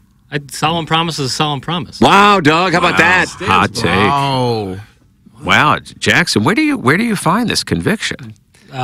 Going to all those damn Rams games and wasting all my time, and then them moving when I was at my most vulnerable. Oh, wait a second. Now we're getting to it. Always comes back to heartbreak. Yeah, because 17 and a half years old, I'm about to go away to college. My favorite thing in the world is the St. Louis Rams, and they up and move for money. And that's when it's taught to you, oh, sports are more than just, sports are for everybody, and sports are a thing that unite us. Nope, it's a business just like everything else. Yeah, yep. They'll leave your ass just as soon as they can if they can find another dollar somewhere else. That's one of the harsh, sad truths that we come to as sports fans. At some point, we all come to that. And I don't blame them for that because that's just the nature of the business. But writing the little letter after the fact and salting the earth, that's what got you. That's what I don't like. Saying that St. Louis isn't a viable town. It's all this and that when he's part of the big reason why it's really hurting. I got to tell you, you've convinced me. I'm not going there either. I'm not going either. Hell yeah. Let's all take the pledge right now. I'm joining. I'm serious, Jackson. I'm not messing around. I'm joining. Promise. I appreciate you joining the effort. This text line's blowing up. Let's see what we got here. You may as well throw it out now because I'm going to be gone for a few weeks. Oh, is that right? Well, I've been coming on a lot. Andy was on vacation a lot during the summer. This is Brody's last week, so Andy will be back next week, and then I figured I'd give Terry a few shots while he's still in town before he has to go back to Florida. So has to go back. Yeah, I may take a little break. So for some of you out there, you're probably very relieved. For others, you're probably on the brink of tears. Let's see. Nothing breaks like a heart. That's from Jackson's buddy, Sweet Sweet Kai. There you go. I'm on Jackson's conviction train. That's from stepdad Gary. Let's see. Hey Ed, legal question. I know I blew Doug's back out over the weekend, and now he needs anal rejuvenation surgery. That's enough. Now, wait a second. I don't know that it's been concluded that surgery is required. Don't try to break down the sentence, Ed. No, I'm just saying that there are a lot of technology. There have been a lot of breakthroughs, and there are a lot of steps before surgery. Yeah, Ed's saying that you can get this surgery. Yeah, no, I'm saying that there are a lot of steps pre-surgery to give you the anal rejuvenation that you see. I don't think I need it. You say you don't think, but have you gone through the steps? Just a light re-sleeving. I'm just saying, I haven't gone through any steps. Don't live in ignorance. Do what's necessary to get the information you need. Fine. That's I did notice that you were squirming a little bit in your chair. I wasn't going to say anything, but I did notice a little discomfort. I feel like I'm okay. Maybe therapy could take care of it instead of surgery. Yeah, I go right to the root. Oh, you'll be fine. You could sit on a donut. Oh. What else you got? Warson Woods Wacko's back. You're wrong, Ed. There is bitterness in this country because the politicians lay blame on people like me who have applied myself and worked hard. There are several cultures that arrive here and figure it out immediately. That's from the Warson Woods Wacko. Listen, I would love to know who. I don't know if that's true or not. And listen, if you're out there working hard, I promise you this. I support your success 100%. I want to see everybody do well. I really do. And I think most people do. I think that success is like love. I don't believe that there is a limited supply of it. I think that you can have all of it in the world. I think I come from a position of abundance. I believe that there is enough positive feeling. There's enough love. You don't have to limit it. Having it for one person doesn't mean that you can't have it on another. I believe it's just like your children. You can keep having children. You don't run out of the love that you have for them. If you're putting in the work, you deserve to have whatever level of success you can get to. But I never think it's appropriate to point to any. First of all, it's never appropriate to point to any group because no group is ever taken care of. Nobody's ever taken care of as a group. When do you ever see that? Where you say to a group, hey, everybody in this group line up or we're giving out biscuits. It doesn't happen. There may be individuals who come over because they have special talents and are able to succeed right away. But truthfully, outside of sports and entertainment, you'd be hard-pressed to find anybody coming into this country having immediate success. I'd love to hear the examples of that. He could very well be right. I'm not saying that he's not. I'm just saying that his mind is working a little bit quicker than mine today, because I can't think of anybody who's come over and has had what we would deem instant success How in this about country. Elon Musk? He didn't have instant success. Most of this country only started hearing about Elon Musk the last 2-3 years with Tesla, SpaceX. The guy's been around for 20 years doing building companies. Well, it doesn't. If you mean instant by like tomorrow, no. But this is a guy, a relatively young man's worth billions. He's my age. He's worth billions. But first of all, his success didn't come in America. I mean, just in America. I mean, he's an international creator. I mean, these are people that are building things globally. You can't sit there and credit that in anything America did. All America did was consume his product. But he moved here, right, from South Africa? He did. Here? He did. He could have moved anywhere. I mean, a lot of the stuff that we have out there in these major companies, they weren't all created here. They weren't made here. Look at our industries. And the automobile wasn't invented in America. It was invented in Germany. I mean, there are global successes. It's not just about what happens here. People have success everywhere. And I mean, there are always going to be a few exceptional geniuses. But believe me, society didn't do anything to make Elon Musk who he is. He did it. He was given, I don't always agree with the guy, but I'm not going to deny that he's got a brilliant mind. I mean, just the creativity to have gotten involved in the number of different things that he's gotten into, the vision. Tell you what's crazy, though, is I'm having a hard time understanding what seems to be this connection between him and Donald Trump, considering that Elon Musk's company, Tesla, is all about electric vehicles, and everything out of Donald Trump's mouth recently has been to suggest that somehow an electric vehicle is feminine and is somehow a bad thing. Not to mention his limited understanding of how DC currents work compared to AC currents, but that's another story completely. But why do you think that is? I think they're just concerned about what's going to happen if the other side takes over. Well, I mean, I hope people understand that the only way it works is if you have both options. You can never go all electric, and you can never go all gas. It's the competition between the two that even keeps the prices remotely affordable. If we didn't have an electric option, gas would be over $10 a gallon, and there wouldn't be a damn thing we could do about it. And if we didn't have gas as an option, electricity consumption would go through the roof, and the prices would go through the roof. Competition is what keeps the prices down. We have to have plentiful options. It has to be like what happened when DirecTV came and everybody had cable. They were killing us, and we had no other option to get our shows. And then all of a sudden, these 18-inch satellites came around. For the first time, there was some competition. And now look where things have gotten to. Now you've got these subscription services that are a fraction of the cost of what we used to have to pay for cable, because that's what competition does.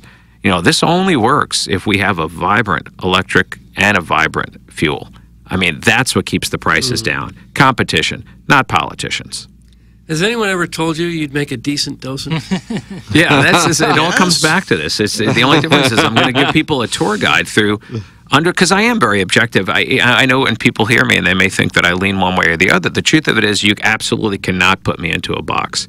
I defy all labels when it comes to it, because I just see so many strong points that are brought up by almost anybody. I mean, even the person of minimal intelligence from either side will make a few good points that have to be answered. So I really try to avoid any kind of any of those labels. Just when people think they have me figured out, and I've had people say, "Oh my God, this guy's so clearly a liberal." And then I'm like, "Am I really though?" Because I own 150 guns, and I'm covered in tattoos, and I have a pickup truck. So I don't know. You can label me if you want to label me, but I don't know what to tell you.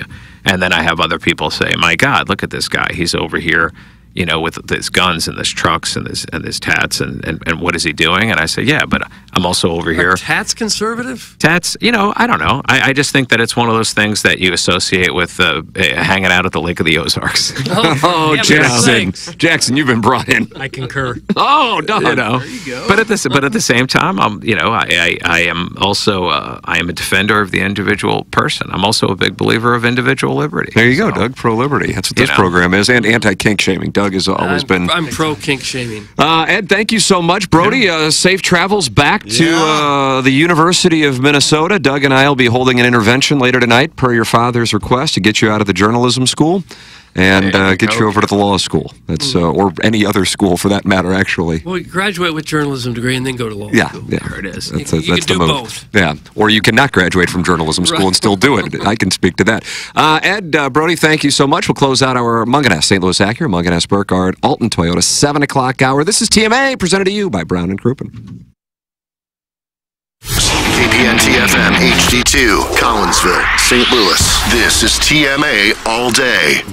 Looking for the perfect spot for your next private event? Whether it's a baby shower, bridal shower, birthday party, or business meeting, Rosalita's has you covered. Enjoy the vibrant atmosphere in one of Rosalita's 2 exclusive private rooms with a customized menu that is perfect for your upcoming event. And if you're planning a date night, don't miss the lively mariachi nights every Friday and Saturday. Plus, Rosalita's gift cards make the perfect gift for any occasion. Come celebrate at Rosalita's, where every event is a fiesta. Learn more at rosalitascantina.com. If you want a first-class, top-of-the-line, high-quality interior remodeling job, you know who I'm going to suggest. Collier & Thompson. Known for their kitchen and bathroom remodels, Collier & Thompson is where you go when you want your remodeling job done right the first time. Collier & Thompson doesn't just do large remodeling jobs. They do plenty of man caves, bars, offices, pretty much anything inside your home. Check out their 10,000-square-foot showroom next to Uncle Bill's Pancake House on Manchester. Let them bring your dream remodel to reality. CollierandThompson.com.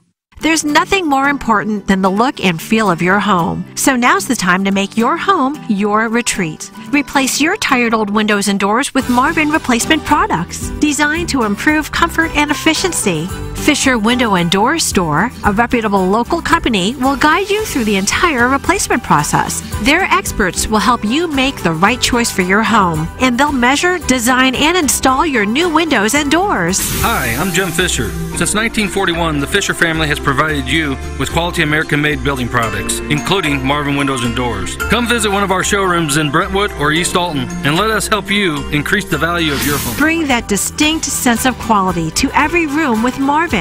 Visit Fisher Window and Doors' huge, newly remodeled showroom in Brentwood, or Fisher Lumber in East Alton, Illinois. Quality and comfort starts at Fisher Window and Door. Online at fisherwindow.com. The choice of a lawyer is important and shouldn't be based on an ad. If you're seriously hurt in an accident, you'll want all the money you deserve. That's called justice. But there wouldn't be lawyers if justice was easy. No, justice is not easy. It's fought for and it's won. At Brown and Crouppen, we fight for justice every day. If you want some, call 222-2222. Because at Brown and Crouppen, justice is our business. Hey, this is Tim McKernan. I regret not managing my finances better in my 20s and my 30s, and now I see how crucial it is for achieving major life goals. Mark Hanna with Evergreen Wealth Strategies helps everyday people every day with their finances, discussing cash flow, liquidity, investments, insurance, and tax-efficient strategies. No matter your financial planning stage, Mark will boost your confidence and keep you on track. Learn more at evergreenstl.com. Equitable Advisors, LLC, member FINRA, a broker-dealer and a SEC-registered investment advisor. Equitable Financial Advisors and MI. Evergreen Wealth Strategies is not a registered investment advisor and does not provide tax advice. When we think of a real estate agent, we think of somebody simply selling our home or finding us a new one. I mean, they're all the same, right? Okay, here's the comps. We'll take some pics, we'll post them, and I'll get back to you, okay? A home is life-changing, and your real estate agent should reflect that. Honesty, integrity, and someone who will go above and beyond to make your dreams come true. The Jeff Lotman Group with Compass Realty. We're different because you're different. We want what you want. Experience the difference today at jefflotman.com, bringing people and properties together. Ready to step your game up to the next level? 5P Academy is the place for any high-level 8 to 18-year-old football player. Based in O'Fallon, Missouri, we have national travel, 7-on-7, and flag football teams with professional coaches. Pre-registration for our 2025 season tryouts in November is open now. Come be a part of the championship-winning 5P family. For more details, email info@5pacademy.com or call Dustin at 314-440-8457.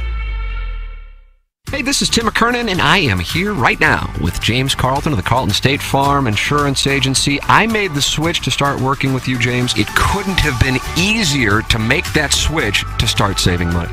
Well, I appreciate that, Tim, and we appreciate your business. Yeah, this is the time to save money. My goodness, we're all feeling it at the grocery store, at the gas pump, etc. So if you've noticed that your insurance rate has gone up, I want to stress how easy it is to get a proposal from us by going online at carltoninsurance.net. Carlton State Farm Insurance Agency online at carltoninsurance.net.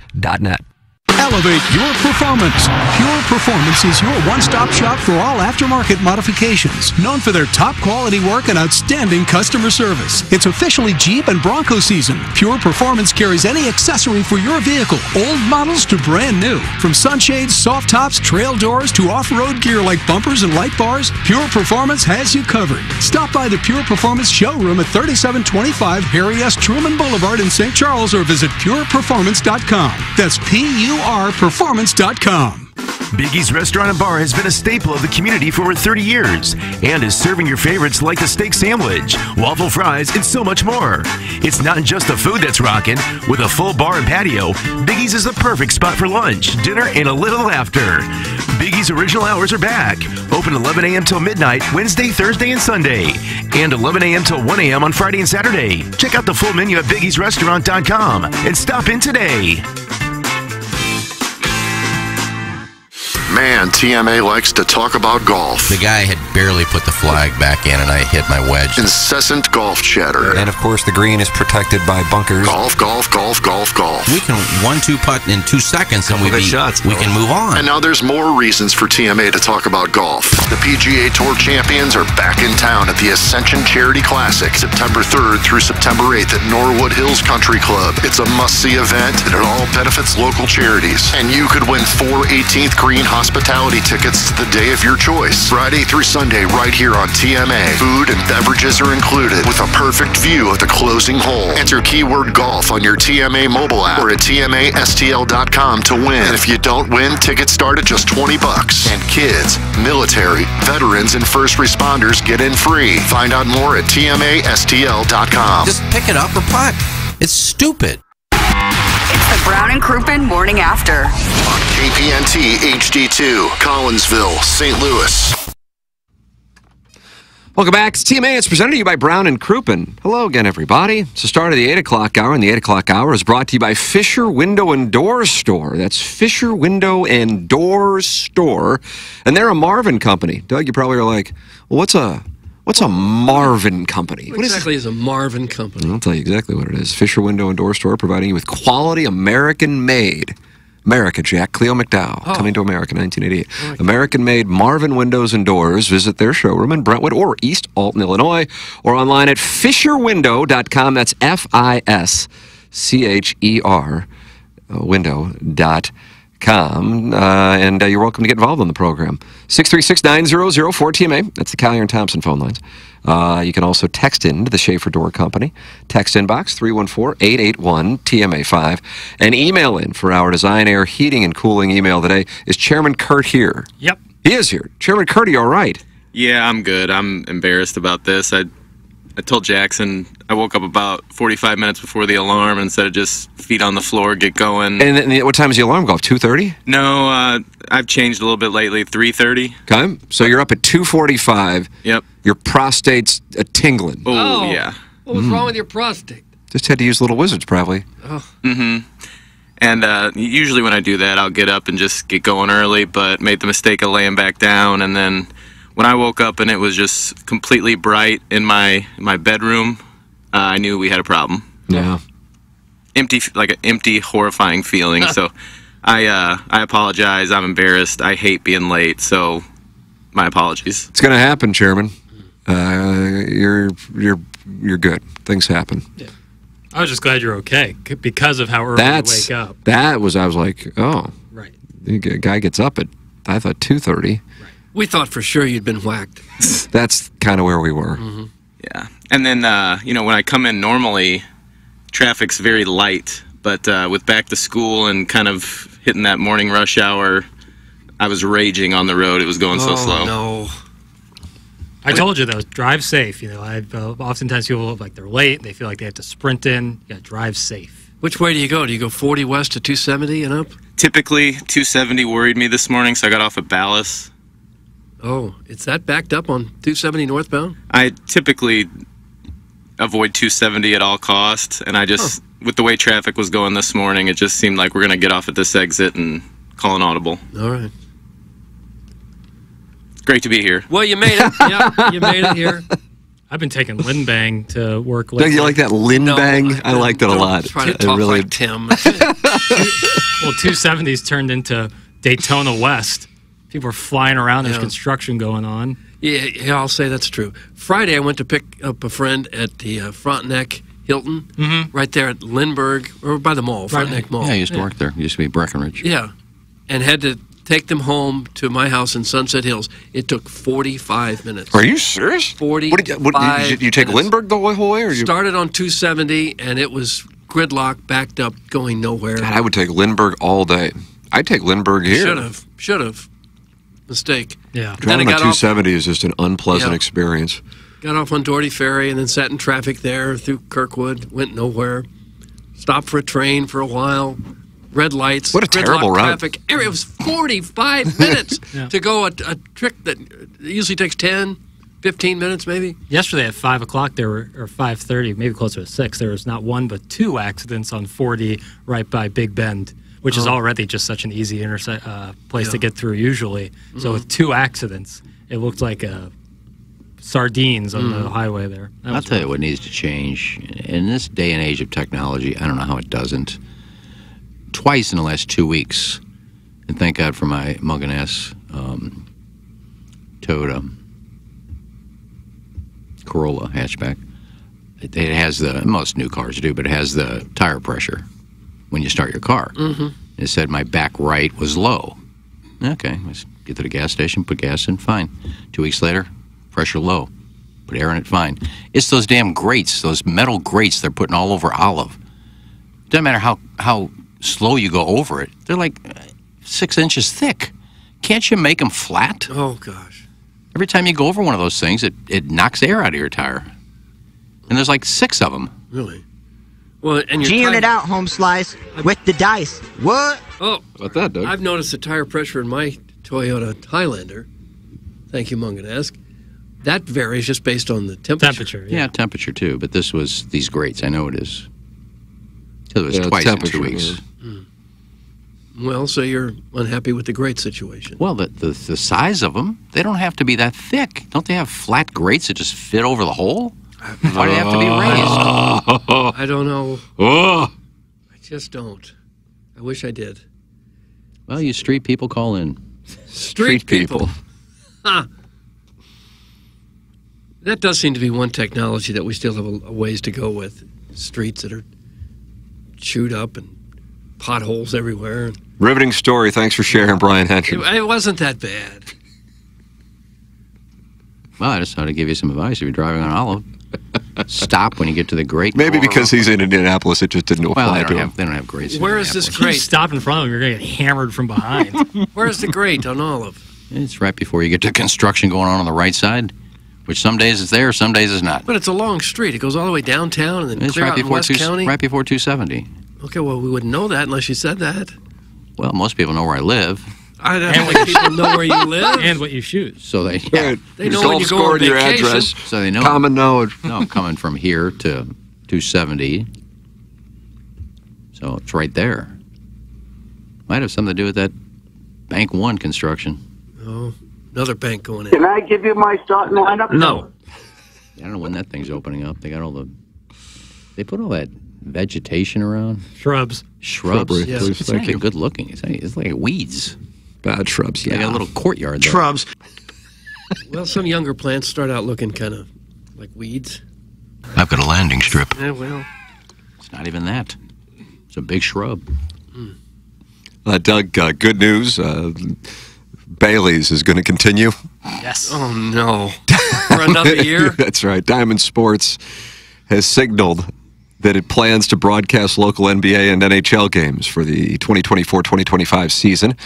Though 2 basketball teams will be dropped from its coverage, the Blues would continue with Bailey's under the arrangement. Diamond, the parent company of the Cardinals and Blues regional telecaster Bailey's, Midwest has been in bankruptcy proceedings since March of 23, a result of dwindling cable viewership over the years. A series of court hearings had initially been scheduled for late July, but the company asked and was granted permission to delay.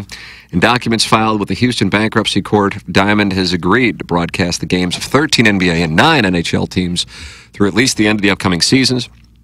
The media company said it will no longer broadcast the Pelicans and Mavericks, as doing so loses money for Diamond, according to filings. So Bailey's continues, and that is good news. Nothing about baseball, or is that set for next year? It's a separate situation. I would have thought the Mavericks would be a big winner on TV. As good as a team is, big as that market is. Yeah. I guess it depends on what the rights fees are, and I suppose it could be... Well, from a selfish point of view, as someone who still gets Spectrum, I'm fine with that because it's easy just to go to Bally's and punch in 824. Here comes the Blues and the Cardinals. But a lot of people don't consume it that way. It's a problem. Yeah, I don't anticipate Bally's hosting either team for in the next 5 years, but could be Channel 4. That makes that thing starts this weekend, right, with the Mizzou game, or Thursday? I believe they doing a pre and post game. Yeah, I know. I'm asking you, and you don't work there. I don't work there anymore, and I haven't for almost 3 years. I follow Tamar Scher, who's a sportscaster at Channel 4. Oh, you're a big local news guy now. Well, yeah. She went to fellow Ledoux. She went to Clayton. They're all in the same gang, aren't they, Doug? A year below me, and wow, very, very direct to the audience. You're below he said me. below me. Oh, I see. Oh, my God. That's what I heard, too. Okay, Chairman heard the same thing. Everyone jaw dropped. All right. She went to Clayton a year below me, 1 year after I went to high school. Right, I got it. And she posted that she was going to be doing the pre- and post-game show on the Midwest Matrix is what they're calling it. You keep looking at me. I haven't worked there in 3 years. So that's not what I heard. I read an article saying that you were back in perpetuity. Right. And we were at Hubbard when that happened. Yeah, true. So what time's your show come on? I don't have a show. I don't want a show. Don't need a show. There'll be no show. But they're using one of their alternative signals. Channel 32. Yes, to start this sports. Is that like a sports network, which seems like a fabulous idea if they can pull it off. And what was it in Private Parts, Tim, where they have to say WNBC? WNBC. So Paul Giamatti. You have to say Channel 32 like Tim just said. Channel 32. It's the call letters. Well, the one bit of television that still is very attractive to advertisers is live sports. Yeah, man. They love live sports. That's right. Because you can't fast forward through the commercials after you recorded the show. If it weren't for live sports, I would never watch live television. I wouldn't watch a whole lot either, I don't think. When I was in Chicago for the wedding, flipped on the television just because it's your hotel and you're waiting to do something, and you're like watching some show, and they're like, "All right, now we're gonna head to commercial." I'm like, "God, I forgot how much this sucked." Mm-hmm. And then we realized that commercials pay our own salaries here. Yeah, that's a little different. It's different when it's our own pocketbook. Right. My stance changes. Mm-hmm. Then we're fine with them. We love them. Doug Connor Stallions, when I say that name, do you know who I'm talking about? Yeah, of the Stallions family. The Michigan sign stealer. Oh, okay. He said he never participated in advanced in-person scouting and did not purchase tickets for others to attend games of the Wolverines' future opponents to record their signals. Stallions made the claims in April during a video interview with the NCAA, segments of which were included in the new Netflix documentary Sign Stealer that was released today. I'm looking forward to watching that. I didn't even know about it. Quick turnaround. You know about it? No. Quick turnaround on a documentary like that. So I don't know if it's part of the Untold. They had the thing on Steve McNair's murder. They just re-upped on. Have you watched it? Yeah. The thing about it is, it's going along, and then they introduce a totally separate part of the conversation, and then it ends. Yeah. Now, I had already taken my sleep medication, and so I probably just passed out, and then I assumed that there were more episodes because I'm like, oh, this is like the teaser for the next episode, and then we're in bed the next night. I go, let's watch episode 2 of the McNair thing, and my wife goes, that was it. And I go, but they just started a whole new line of thought. And she goes, I know. They did it, and then it ended. And that's the end of it. Yeah. Jeff Fisher's all over it, by the way. Yeah, he is. Well, Yeah, it made no sense. He didn't take any heat for it, did he? No. He wasn't a bad guy in any sense. No, they interviewed, I can't remember what the gentleman's name is, an offensive lineman for the Super Bowl team the Rams played, and Jeff Fisher. Gaddy or Grady or something like that. No, that's who he played with at Alcorn State. Hopkins, I believe. Can't remember the first name. I want to say Bernard, but wasn't he a boxer? Yeah. Hopkins. So I don't think he also played offensive line, but I'll check. Wasn't big enough. Probably not. So, yeah, the headline of the New York Times review of it is why the new Steve McNair Netflix documentary, while informative, feels incomplete. Oh, okay. God bless. This is the good or bad review. Yeah. As an investor, I'm just starting to do reviews now because I haven't seen a monetization strategy, and I'm very outsourcing concerned. documentary. That's not my strong suit. Is documentaries. No, I work in fiction, tales of fiction. Thank you, Doug. only. Thank you. Yeah. And so you can't fact check it. Well, the best those who can't do it delegate. Amen. Nicely done. Well, for someone who didn't really... Brad Hopkins. Thanks, stepdad Gary. Who forgot about who was charged with it. It was a suicide, murder-suicide. And then when they bring this old boyfriend in, who said he sold her the gun, then he sent like 30, 40, 50 text messages in the last week. The one right before they both found dead, he didn't have an alibi, and it ended. It was I said, who the hell did it? It was fine. It wasn't necessarily incredible. But truly, when it ended, I'm like, oh, okay, I thought these Untolds were usually one episode, but maybe not. And so I went to bed thinking, I'm looking forward to watching the second episode. But it was so strange the way they did it. It was really, I'm actually kind of surprised it made its way to distribution without somebody saying, hey, we've got to retell the way that we've laid this out, or just not introduce this opposing theory at all. It's tough to talk about because I realize, like on the show, because I would imagine maybe 2 to 3% of the audience has seen it.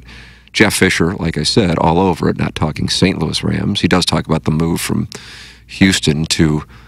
They started in Memphis. Do you remember that? Did the Rams ever play in Memphis? They didn't go to Nashville. When they lost there in the regular season and then they played them again in the Super Bowl, that was the first year of, was it Adelphia Stadium? It's now Nissan, I think. Mm-hmm. Are they building a new stadium there? Yeah. They are, yeah. So if you drive through Nashville, you see it right off to your right if you're heading toward, like, Atlanta. But that was a brand new stadium. There were accusations that they pumped in noise when they played the Rams. And it really sucks the Rams lost that game, and I think they lost it in overtime because I think that team could have gone undefeated. Yeah, well, yeah, they were close. Yeah. It was a 4th and 25 against the Lions like a week or two later, and then they would have beaten the Eagles in the last week, but they just rested everybody. That was Andy Reid's first year in Philadelphia. Anyway, I forgot, too, that the Rams were winning. You were at that Super Bowl, weren't you? Mm-hmm. They were winning 16-0 at the half? They were up 16-0, which I think it was 9-0 at the half. 9-0 at the half, and then they were up 16-0. Okay, that's super random. I mean, I guess I've kind of just out of the nostalgia for the Rams has been compartmentalized over the last decade. But yeah, I guess when you think about it, the last 2 games that they played, that quote-unquote greatest show on turf, they had, 3 points at the half or something against the Buccaneers and 9 points at the half against the Titans? Yeah. I don't know what the hell happened there. But to their credit of the defense was the thing that actually won them, those 2 games. When you're going up against the other better teams in the league, it's not so easy to run up and down the field against them. You know what? Yeah, but I mean, they played the Vikings, who were one of the final 8 teams, and they skull-pounded them. I found out yesterday, and I had no idea that this was the case, that Orlando Pace finished either 3rd or 4th in Heisman voting when he was at Ohio State. It was all about that they were tracking a stat called the pancakes. Remember that, dude? Pancake blocks. It's crazy enough that, like, defenders ever get votes or, like, in the case of Charles Woodson, win.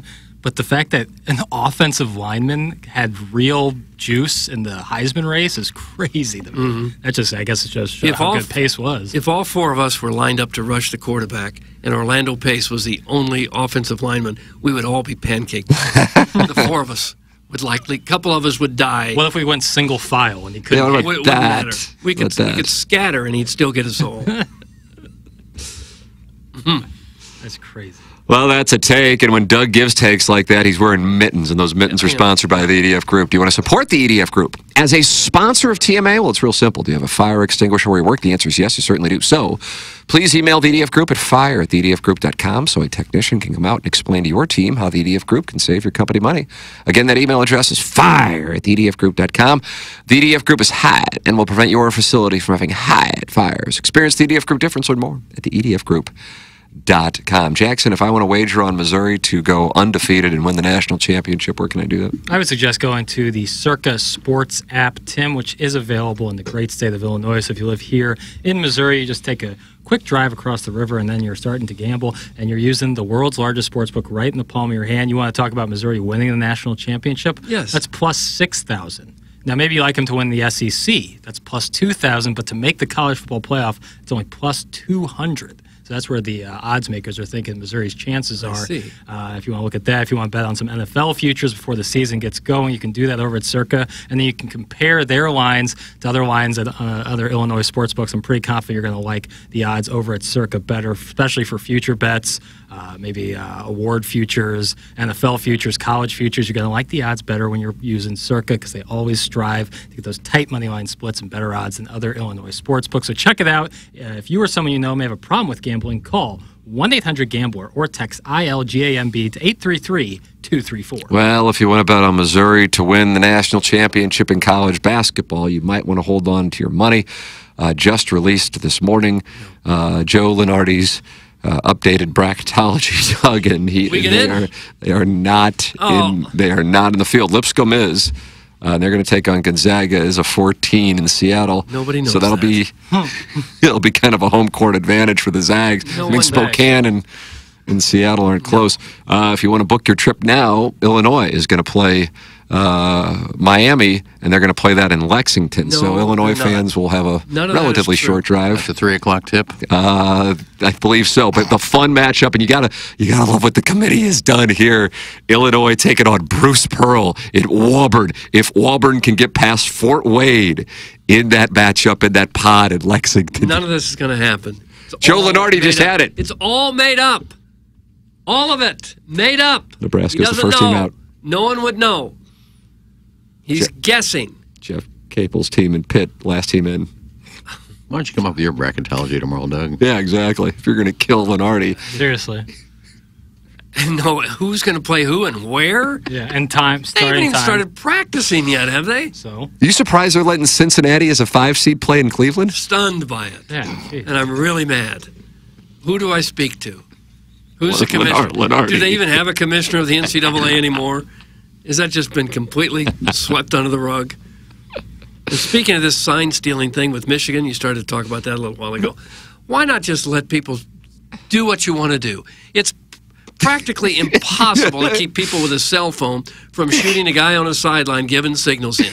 Can we just do away with all those problems and controversy and say, you want to try to steal a sign, go for it, because we can't police it.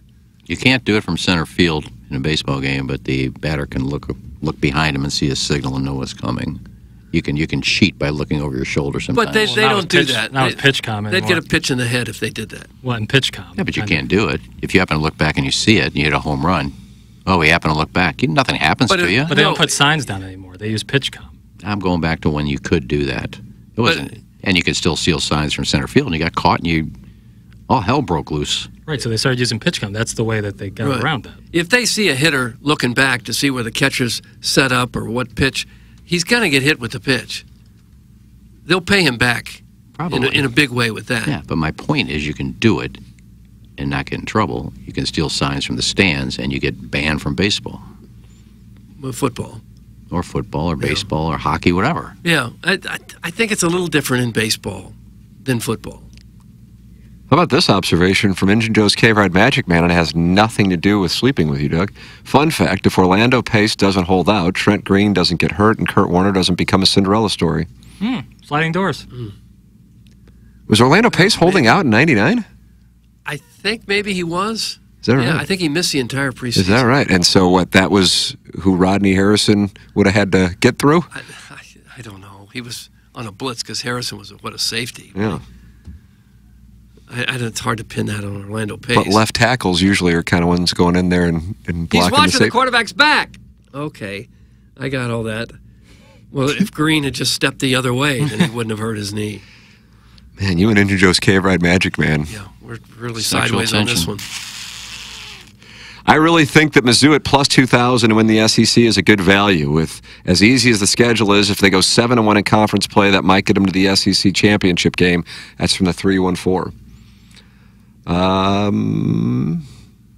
Yeah, I follow the logic. Jackson said yesterday on Balloon Party that if they're undefeated coming out of Tuscaloosa, you read that they would be the #1 team in the country. Is that what you said? There is a good, if they were to leave Tuscaloosa undefeated, there's a pretty strong chance that they would be the #1 team in the country.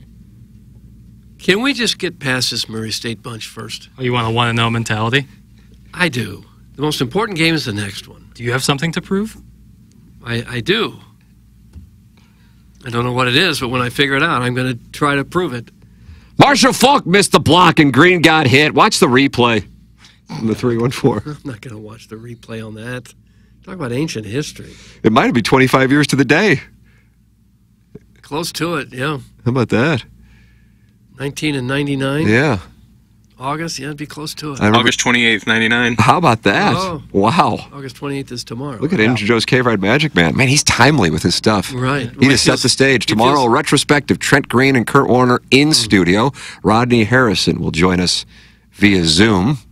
Orlando Pace, who lives right here in St. Louis. He could live anywhere, Doug. He chooses the gateway to the West, which is the gateway to the best. Why do you suppose he does that?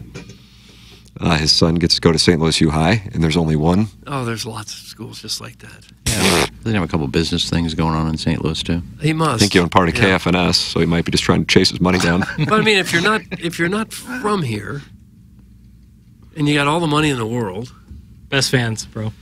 Yeah. I guess maybe he's still. He was at the Padres game last night, going nuts. He likes going to sparsely attended Cardinal games. I think it's more like a lot of the guys who earn their fame and fortune in a certain city like to stay there, so they're still held in very high esteem by everybody. Well, where did he grow up? I mean, he could have Midwest. Sandusky, Ohio. Yeah, kind of got Midwest ties. So he wants to stay in the Midwest. Well, why not go back to Sandusky, Ohio? Some guys have their kids. Town, probably. Their kids are born here, and then the kids have started school, and they have friends, and it's like, oh, might as well just live here. Yes. When we want, we can vacation wherever we want. The dollar goes a lot. The dollar goes a lot further here. I think with a lot of guys, though, if they move to Florida or California or wherever, they're just another person. They're just another face in the crowd. Probably that element. And here, they're really most people somebody. don't want that. I don't know. The stars, maybe not. But I think the average, a guy who had a couple of years in the major leagues, probably really gets a kick out of still being recognized and people remembering him. I bet they really get a kick out of that. Why wouldn't Florida Panthers don't win a Stanley Cup if Matthew Tkachuk had been left alone in Calgary. Well, again, that's one of the stars. Right. But he lives here because he's a big Battlehawks fan. That's from the 3-1-4. I didn't know that. I had no idea. He might be a Battlehawks fan, but that's probably not the reason. We got to ask people like Jamie Rivers and Brad Thompson. They may be a little different since they've gotten jobs in the media. Brad Thompson married a lady from the area. But I bet they're very proud every time they go somewhere in public and someone recognizes them and say, hey, remember you as a Cardinal? That's got to be a huge sense of accomplishment and pride in these guys. That's the reason where they may not here. get that any other city in America. Isn't that why you're still here? Absolutely. So you can. I like the spotlight. Most of them send their kids to St. Gabriel's. Thanks. That's in the total package. I didn't know That's that. what it is. Despite living. St. Gabe's right to St. Louis U. Not because they're great schools, but because you went there and they want to be just like you. Can you imagine driving 25 minutes every day so you can take your kid to St. Gabe's? Where do you live? Oh, we live in Huntley. Who's your kid go? MICDS? Yeah. Burroughs? No. Not even Catholic. Still going. That's how much. Still going. Yeah, it's prestige. It's like Notre Dame. Right. You change religions to follow Tim's footprints. Are those caps waterproof and face shield friendly? These are wet, wild, and wicked. Janet's a fire hydrant. That's from Government Goddard. Doug, what did I just read? I don't have any idea what. Talking about the TMA caps, Jackson? Is that what? I don't think they're waterproof. Are any caps waterproof? Janet's a fire hydrant. Yes, baseball helmets would be waterproof. Yeah, but that's a helmet. Can we sell TMA helmets? If you had a rubber hat, that would be fireproof. Rubber hat. Say you were a firefighter. Rubber burns. Ever been by a tire fire? No, but it's waterproof. That is true. Guys, Orlando Pace lives in St. Louis because he really likes the zoo. That's from Big Tough. Is that the free. reason? The zoo's free. You can even get free parking if you work it. And he's not liquid, right? No, not in the least. I saw Brad St. Bibby's frozen custard in Maryville one time. We shared a maraschino cherry at some wedding tackle. What the hell? Brad St. Bibby? Is that Mike Bibby's brother? So, You see a and he had it as Saint, like Amon Ra. Yeah. I wouldn't mind being St. Vaughn. Yeah. I think that sounds nice. I'll do it. Almond Doug St. Rock. Yeah. Almond Dog St. Rock. Guys, they live here because they want to call into Gabe's post-game show and avoid long-distance charges. Is that the reason? I guess it's possible. I know a lot of the hockey players still live here long after their playing careers finished. Some of that is they don't want to live in Saskatchewan anymore, where it's minus 20 degrees half the year. Yeah. But I think a lot of it is just because this is kind of where they came of age as an adult and where they had great success and they're proud of their connection with the team and like being somebody in their community. Yeah, I think all Melon hats are waterproof, but they're wildly overworn by people who went to Howell Central and think they're cool. That's from the Horny Banker. Doug, Howell Central and Melon just took a... Howell Central's in Cottleville, I believe. What's a melon hat? I don't know. MELIN. Yeah, it looks like one of those, like a sport cap. Like Okay. it's the best way to describe it is a sport. Like you'd wear it when you run. You don't need a hat when you're running. People from... And this is big at Howell Central? I don't know what the deal is with Howell Central. Well, it's right there in Cottleville. Sure. The Francis Howell's the Vikings. I feel like Howell Central's the Spartans. Spartans. Yeah. All right. Yep. Nailed it. Could you do all the mascots? No. Clayton? Greyhounds. There you go. Nice, look at this. Yeah, you could do all the Central Corridor. Unrelatable. Probably. I want to move back to St. Louis to become a billet mom for Robert Thomas. Thanks. That's from Mrs. Janny Do Shanahan. adults need billet families? A billet mom, that's the people that take in hockey players? Yeah, usually in And Canada. sleep with them, apparently. Oh, do they? Yeah. Well, that's what Cam Jansen would tell us. Yeah, absolutely it is. Yeah. That seems weird. Because Doug, the will kids... you be my billet dad No, for the show? no. Aren't most of the kids like teenagers? Yes. And I mean, the way it's told is that this is not like, and then it's like a source of pride. I mean, Really? Iggy, isn't that a cucking? So Big Walt is a billet dad, I guess. He takes in like 3 or 4 blues he's Yeah. taking in. And these are guys making $1 million a year. They don't need to be taken in by anybody. You get a signing bonus of $2 million. Why you got to live with a family? Well, it's hot. Well, and if you were 19 or 20 years old, it'd be nice to have somebody there taking care of you, making your meals. I And think Big Walt was doing that. no, but Mrs. Big Walt was probably doing that. Oh, he made me a sandwich once. Big Walt made you a sandwich. Yeah, I was going to pick up a hockey jersey for Gobble Bowl, and I texted him. I said, "Hey, make me a sandwich too while you're at it." You can't be serious. I was kidding. And out on the porch, there was a... He said, "I'm leaving. I'll put it on the porch." And there was a jersey and a roast beef sandwich. Didn't you go roof daddy on his son? They weren't out there playing, I don't believe. They had 2 big nets in the backyard, though. Yeah. He's got a nice house. Yeah, Very nice. I might have said I did. I was just making that up. His kids weren't playing hockey when I was there. Doug Larry Nichols on the Callier and Thompson phone lines, and he wants to talk about professional wrestling. Hello, Nexie. Hey guys, what's up? What's the good word? Not much. Okay. So, what happened on the show last night? Well, there was an 8-man tag team match last night between the LWO and the Judgment Day. And then Judgment Day won, and they beat up Rey Mysterio after the match. Oh, no. He's a tiny little gentleman, too, isn't he? Yeah, luchador. Yeah, he's a tiny little guy, but he's a WWE Hall of Famer. Okay. Hard to believe that somebody who looks like he weighs about 150 could beat up some of these other guys who weigh about 350. Hard to believe. Yeah, but he's a scrapper in the squared circle. Is he? Little fire. Exactly right. Larry, who did I see passed away yesterday? Was it Sid Vicious passed away? Oh, yeah, Sid Vicious passed away. Yeah, he went by Sid Vicious, Sid Justice, and Psycho Sid. Was he a former champion? Yes, he was. He was a former WCW champion and former WWE champion. Oh, okay. Had some great matches against Goldberg, I remember. Oh, did he? And Hulk Hogan. Okay. Anything else happened on the program last night of note? Yes, there was. Doug faced Larson. Okay. There were 2 triple threat matches in the number 1 contenders tournament for the Intercontinental Championship. And they were won by Jey Uso and Pete Dunne. Pete Dunne got in Pete there. Dunne. Yeah. Just a guy. They haven't figured out his name yet. Lunch break on that name. Well, that's his name. Okay. He went by Pete Dunne, and then he went by Butch. Now he's back to being Pete Dunne. Oh, Butchie, that guy who sleeps with Kevin Miller? No, different one. Okay, different Butchie. All right. So what's the big pay-per-view coming up? Is this WrestleMania season, or is that... I'm probably way off on that. Past, Doug. I'm sorry, I don't follow it. So what's coming up? You need to follow it. I don't- You've been watching it for like 4 decades. Yeah, I don't think I really need.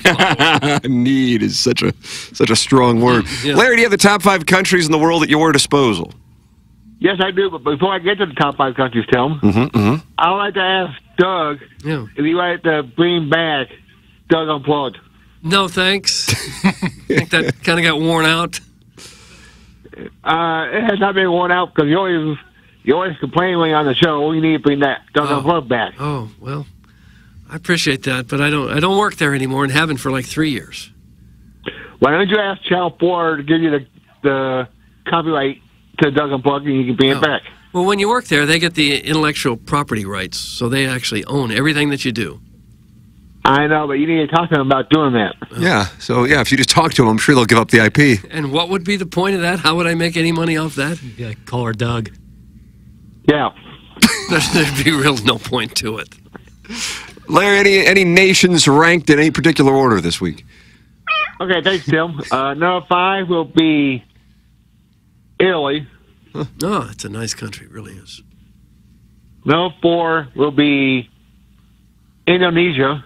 No, I've not been there. Alliteration so far. I'm sure it's Fun. fine. I'm sure it's fine. Like India's next, just based on what we're hearing so far? Could be all eyes. Yeah. Number 3 will be jolly old England. England, it's not an I. It's close. Yeah, but it's still like the sound. Yeah. It's a vowel. Indonesia, England, And Italy. number 2 is Canada. Okay, so right there. Yeah.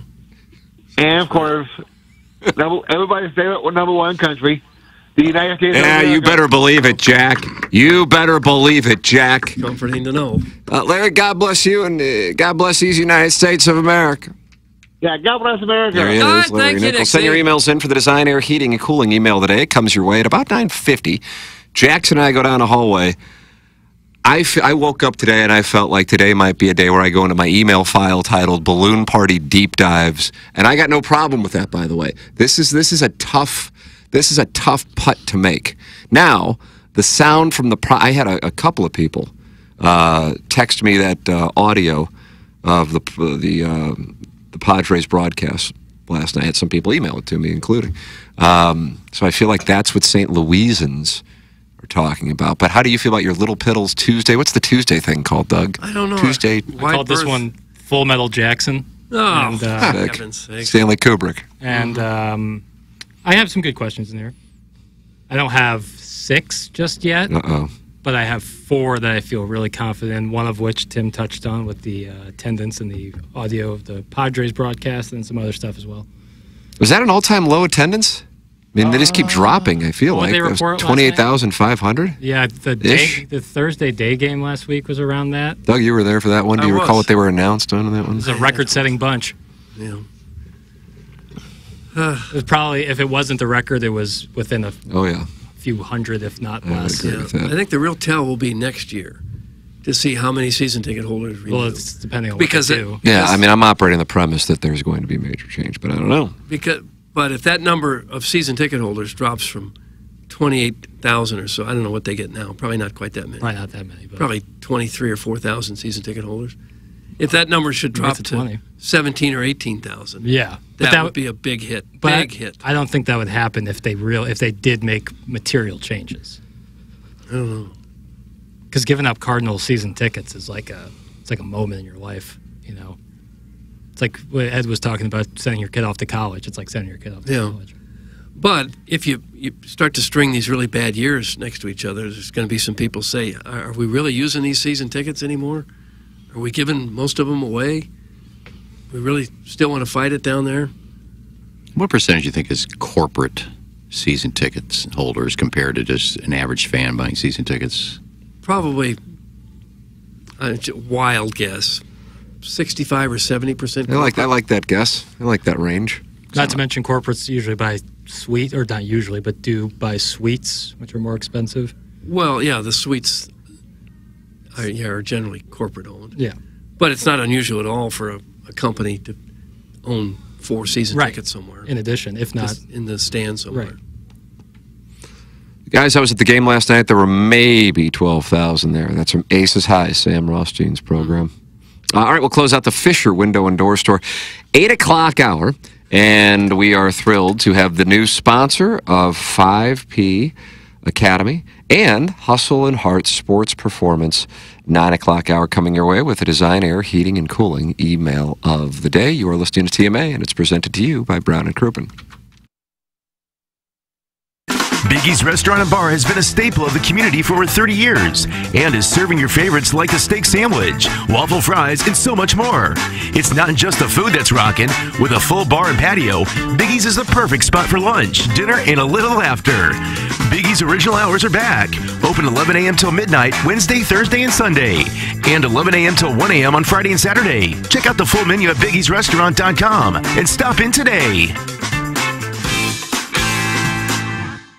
If you want a first-class, top-of-the-line, high-quality interior remodeling job, you know who I'm going to suggest. Collier & Thompson. Known for their kitchen and bathroom remodels, Collier & Thompson is where you go when you want your remodeling job done right the first time. Collier & Thompson doesn't just do large remodeling jobs. They do plenty of man caves, bars, offices, pretty much anything inside your home. Check out their 10,000-square-foot showroom next to Uncle Bill's Pancake House on Manchester. Let them bring your dream remodel to reality. CollierandThompson.com.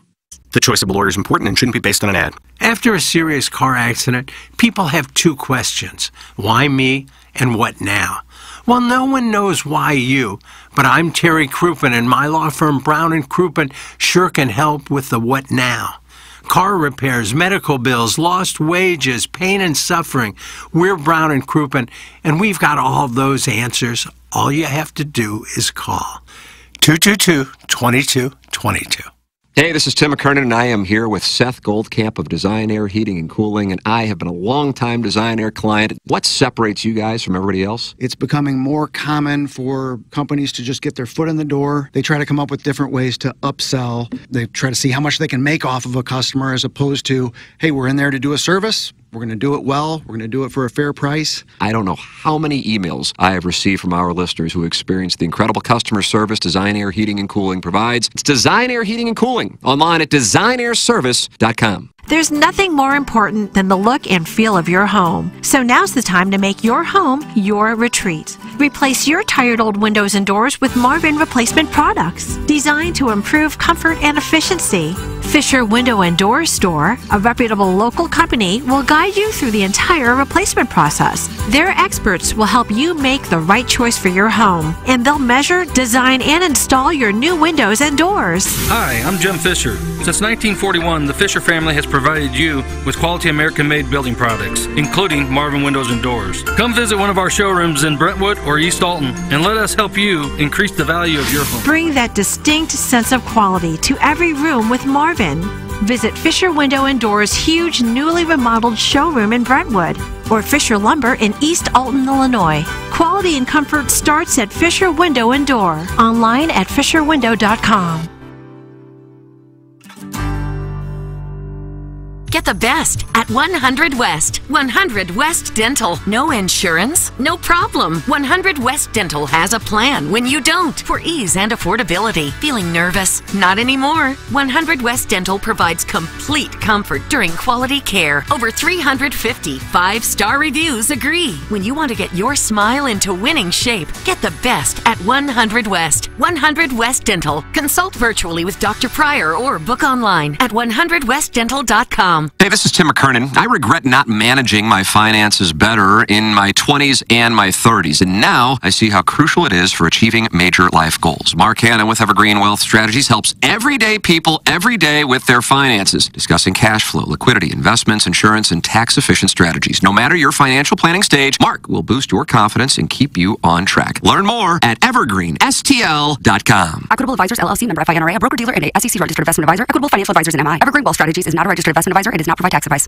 This is wide receiver Luther Burden III. Come support NIL and get a quote from my friend James Carlton. Thanks, Luther. That's right. For every quote you mention, Luther Burden III will make a donation to NIL on your behalf. Getting a quote is easy. Just go online at carltoninsurance.net. Call or text 314-961-4800. If you have drivers under the age of 25, if you're seeing rising rates, give us a call or text us 314-961-4800 or go online at carltoninsurance.net. Let's keep the momentum going.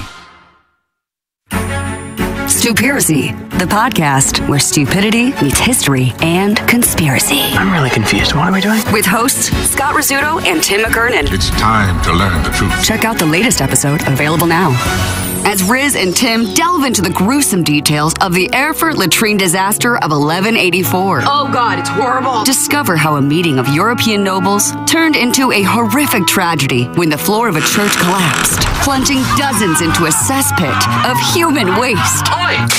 Waster! Not the bathroom! Watch or listen to the latest Stupiracy now on Spotify, Apple, or YouTube. Presented by Evergreen Wealth Strategies. Visit evergreenstl.com or call Mark at 314-889-0503. And by Brown and Crouppen, 222-2222 or getbc.com. Hey, if you like the morning after, check out Balloon Party on 101 ESPN. HD1, by the way. It's sports talk with Tim McKernan and Action Jackson from 10 a.m. to 11 a.m. each weekday, right after the morning after. It's the worst named show in the history of radio, but the content's pretty good, so check it out on 101 ESPN or get the podcast on the TMA app. KPN-TFM HD2, Collinsville, St. Louis. This is TMA All Day. Tim, Doug, Iggy, Action Jackson. It's the Brown and Crouppen Morning After. 105.7 HD2. We are the Cardinals. We want to win. Now is the time the playoffs begin. Summer is over. Around October. The quest for the best will put you to the test. Boom. The chase is on. The chase is on. It's playoff baseball. The chase is on. They will be playing this tonight as the Cardinals and Padres get ready for Game 2. You think the fans will really be revved up for this one? You will be. I look for a packed house. Heat index of like 104. That's even better. Yeah. Penal conditions. This is going to be the hottest day of the year so far to date. I'd have to think. I can't remember a day ever reaching this hot. And be right up there, I'm sure. Buy one more day, and then back in the 80s on Friday. So. Settle in for the Labor Day weekend. Right. And Jackson, you are going to the lake? Unfortunately, I can't make it. What the hell happened? I know. You have no intention to ever go to the lake, do you? Not true. Not true. I've probably been to the lake more often the past 3 years than you have. Uh-oh. How many times you been down there? Mr. St. Louis, what's up? I said, how many times you been down there? 1, 2, 3. Are we counting Table Rock? Yeah, I'll give you that. 4 times in the last 3 years. So Right, take that. You had me beat. Yeah, put that in your plate. Nice one. Yeah. My 20s, I was there almost every weekend. Why? Well, my best friend Jimmy Lipsett's parents had a house, and they There you went go. every Lipsett's, weekend. the And Lipsett's we went estate. down, but that was before Party Cove and any of that other stuff. Did you ever fire on Mrs. Lipsitz? No. She's like you're out of 60, line right like there. 70. Well, when did that stop you? Hey, it's the 5P Academy and Hustle and Hearts Sports Performance 9 o'clock hour here on TMA. And you are welcome to send your emails in for the Design, Air, Heating, and Cooling email today, the morning after at InsideSTL.com. The morning after at InsideSTL.com. Mentality is a wonderful sponsor of the program, has been for a while now. Mentality, a local healthcare facility specifically dedicated to helping men feel and perform at their very best. Doesn't matter what age you are, low testosterone could be an issue with any guy. Even if you've tried testosterone before, not everyone understands the blood chemistry in men's bodies. Mentality can help. The normal range for testosterone is large. If you've been to a doctor and they told you that you were normal without understanding the range or testing your free testosterone, it was not fully looked at, come get checked with Mentality. Testosterone therapy helps men regain normal function and restore the ability to perform normally at all levels. It's Mentality at lowtusa.com. Doug, here's Vin Scully talking Johnny Gomes and a wolf attack. Oh, love to hear it. Get the lever play. Johnny, to make the understatement of the day, has had a very tough life. Let's start when he was 12. He was doing work on his grandmother's house, and a hired hand showed up with a wolf on a leash. Here's the 2-0 pitch. 2-1. Anyway, Johnny loved dogs. He had never owned one, though he had no idea about how serious a wolf might be. So he walked up to the wolf, and the man hollered at him, "No, it's a real wolf. Don't pet it." The 2-1 pitch in. Well, the man ties up the wolf, goes around the corner to mend the fence, and Johnny goes back to the wolf, saying something like, "Oh, I'll talk to him, and it'll be great." And the wolf attacks him. Oh. Has knocked him down on his chest, just about ready to devour him. 2-2 pitch, check swing, no swing, ball 3.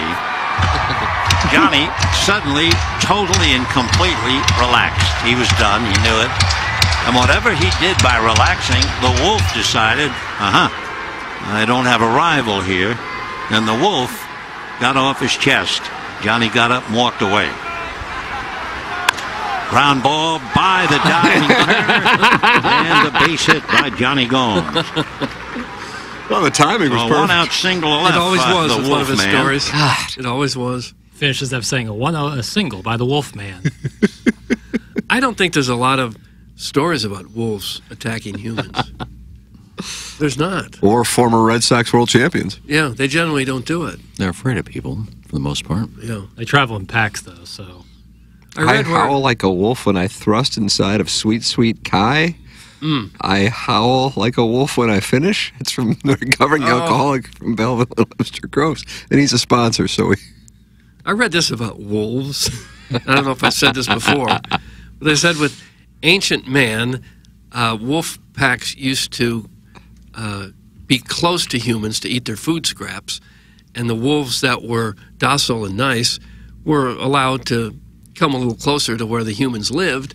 And those wolves that were mean and ornery were oftentimes killed by the humans. Therefore, it was the nicer, more docile wolves that reproduced and created more nice and docile dogs that we have today. It's where dogs came from wolves. It's because the wolves that were allowed to reproduce, for the most part, were the ones that were friendlier to humans. And a pitch outside, 2-1. Yeah. Mm-hmm.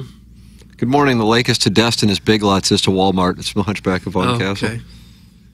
Doug, role play with me. You be Johnny Gomes, and I'll be a wolf, and I'll get off on your chest. Okay. That's from Dave in St. Peter's, All and he right. has that shirt.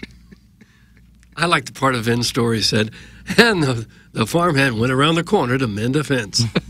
A hired hand. You know what he did. That's right. Where does he get the story? Where did he get a story like that know. about Johnny Gomes?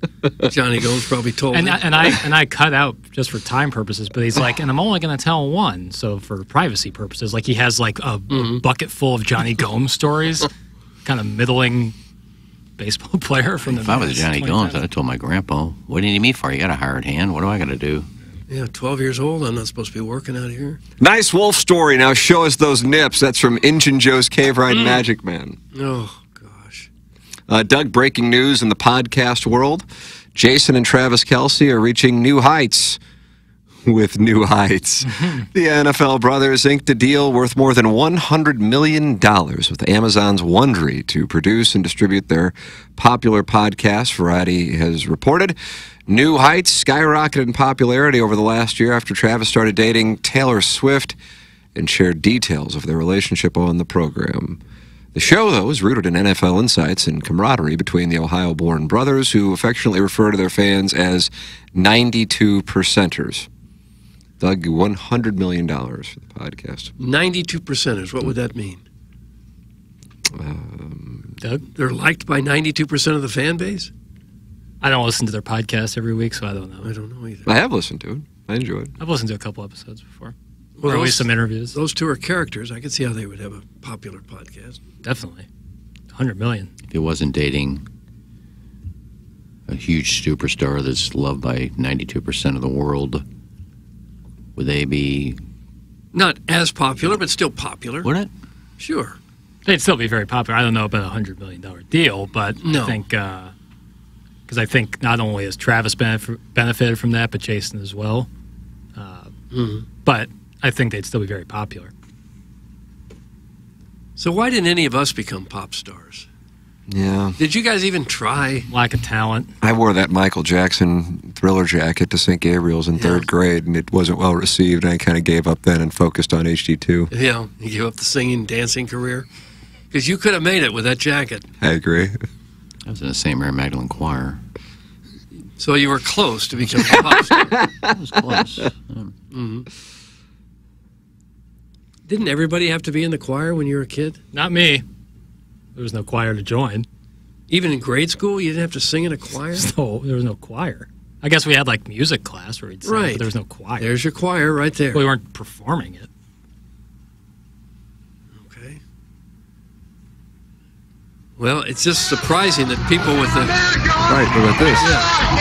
Yeah, David Klein-Hedonism replaced Dolores O'Riordan. When there's talent like that out there, that explains why we didn't make it. Exactly. And what would you say? We're all uglier than a mud fence? Yeah. I think we're hot But boys. we all have such charisma and star appeal. Yeah, I agree. That you would have think someone would have wanted us as the front man. Right. And my phone never rang. If I don't know it about did, you. I was out of town. Headlining in Vegas for a residency doesn't sound nearly as good as HD2 by... I agree with that. You know, by I agree with that. I won the Segment Talent Show 2 years in a row dancing to NSYNC. Really? Mm-hmm. What kind of dance do you do? I believe the first year we did It's Gonna Be Me. You know that one, Doug. Hum a few bars. I'm poor lyrically. Okay, me too. Yeah, we had the my mom made the costumes and everything. We brought the house down. What kind of dancing did you do? We learned the choreography to the NSYNC songs. Oh. So whatever the singers were doing, that's what you were doing? Yeah. Lip syncing? Yeah, like I said, I was more focused on my dance moves. So. Yeah. And 2 years running, you took home the top prize. Yeah. Mm-hmm. So you thought maybe you were destined for a career in show business? Yeah, like I said, the lyric thing is a hindrance, but I got the moves. Yeah. Yeah, you do have the moves. I agree with that. You still do a lot of dancing? No. At this age, no. 39 years old, Doug. Not 40. You're not very old. You can still dance at 39, right? I guess I could. I feel like dancing left my life when I gave up the booze. You got to be drunk to dance? Yeah, typically. Yeah. That's the way it is with a lot of men. I got up on stage one time and sang with Ken Kruger in Big Fun. Who was Ken Kruger? He was in a band called Big Fun. Brentwood-based operation, or no? They were just a very well-known band back in the day.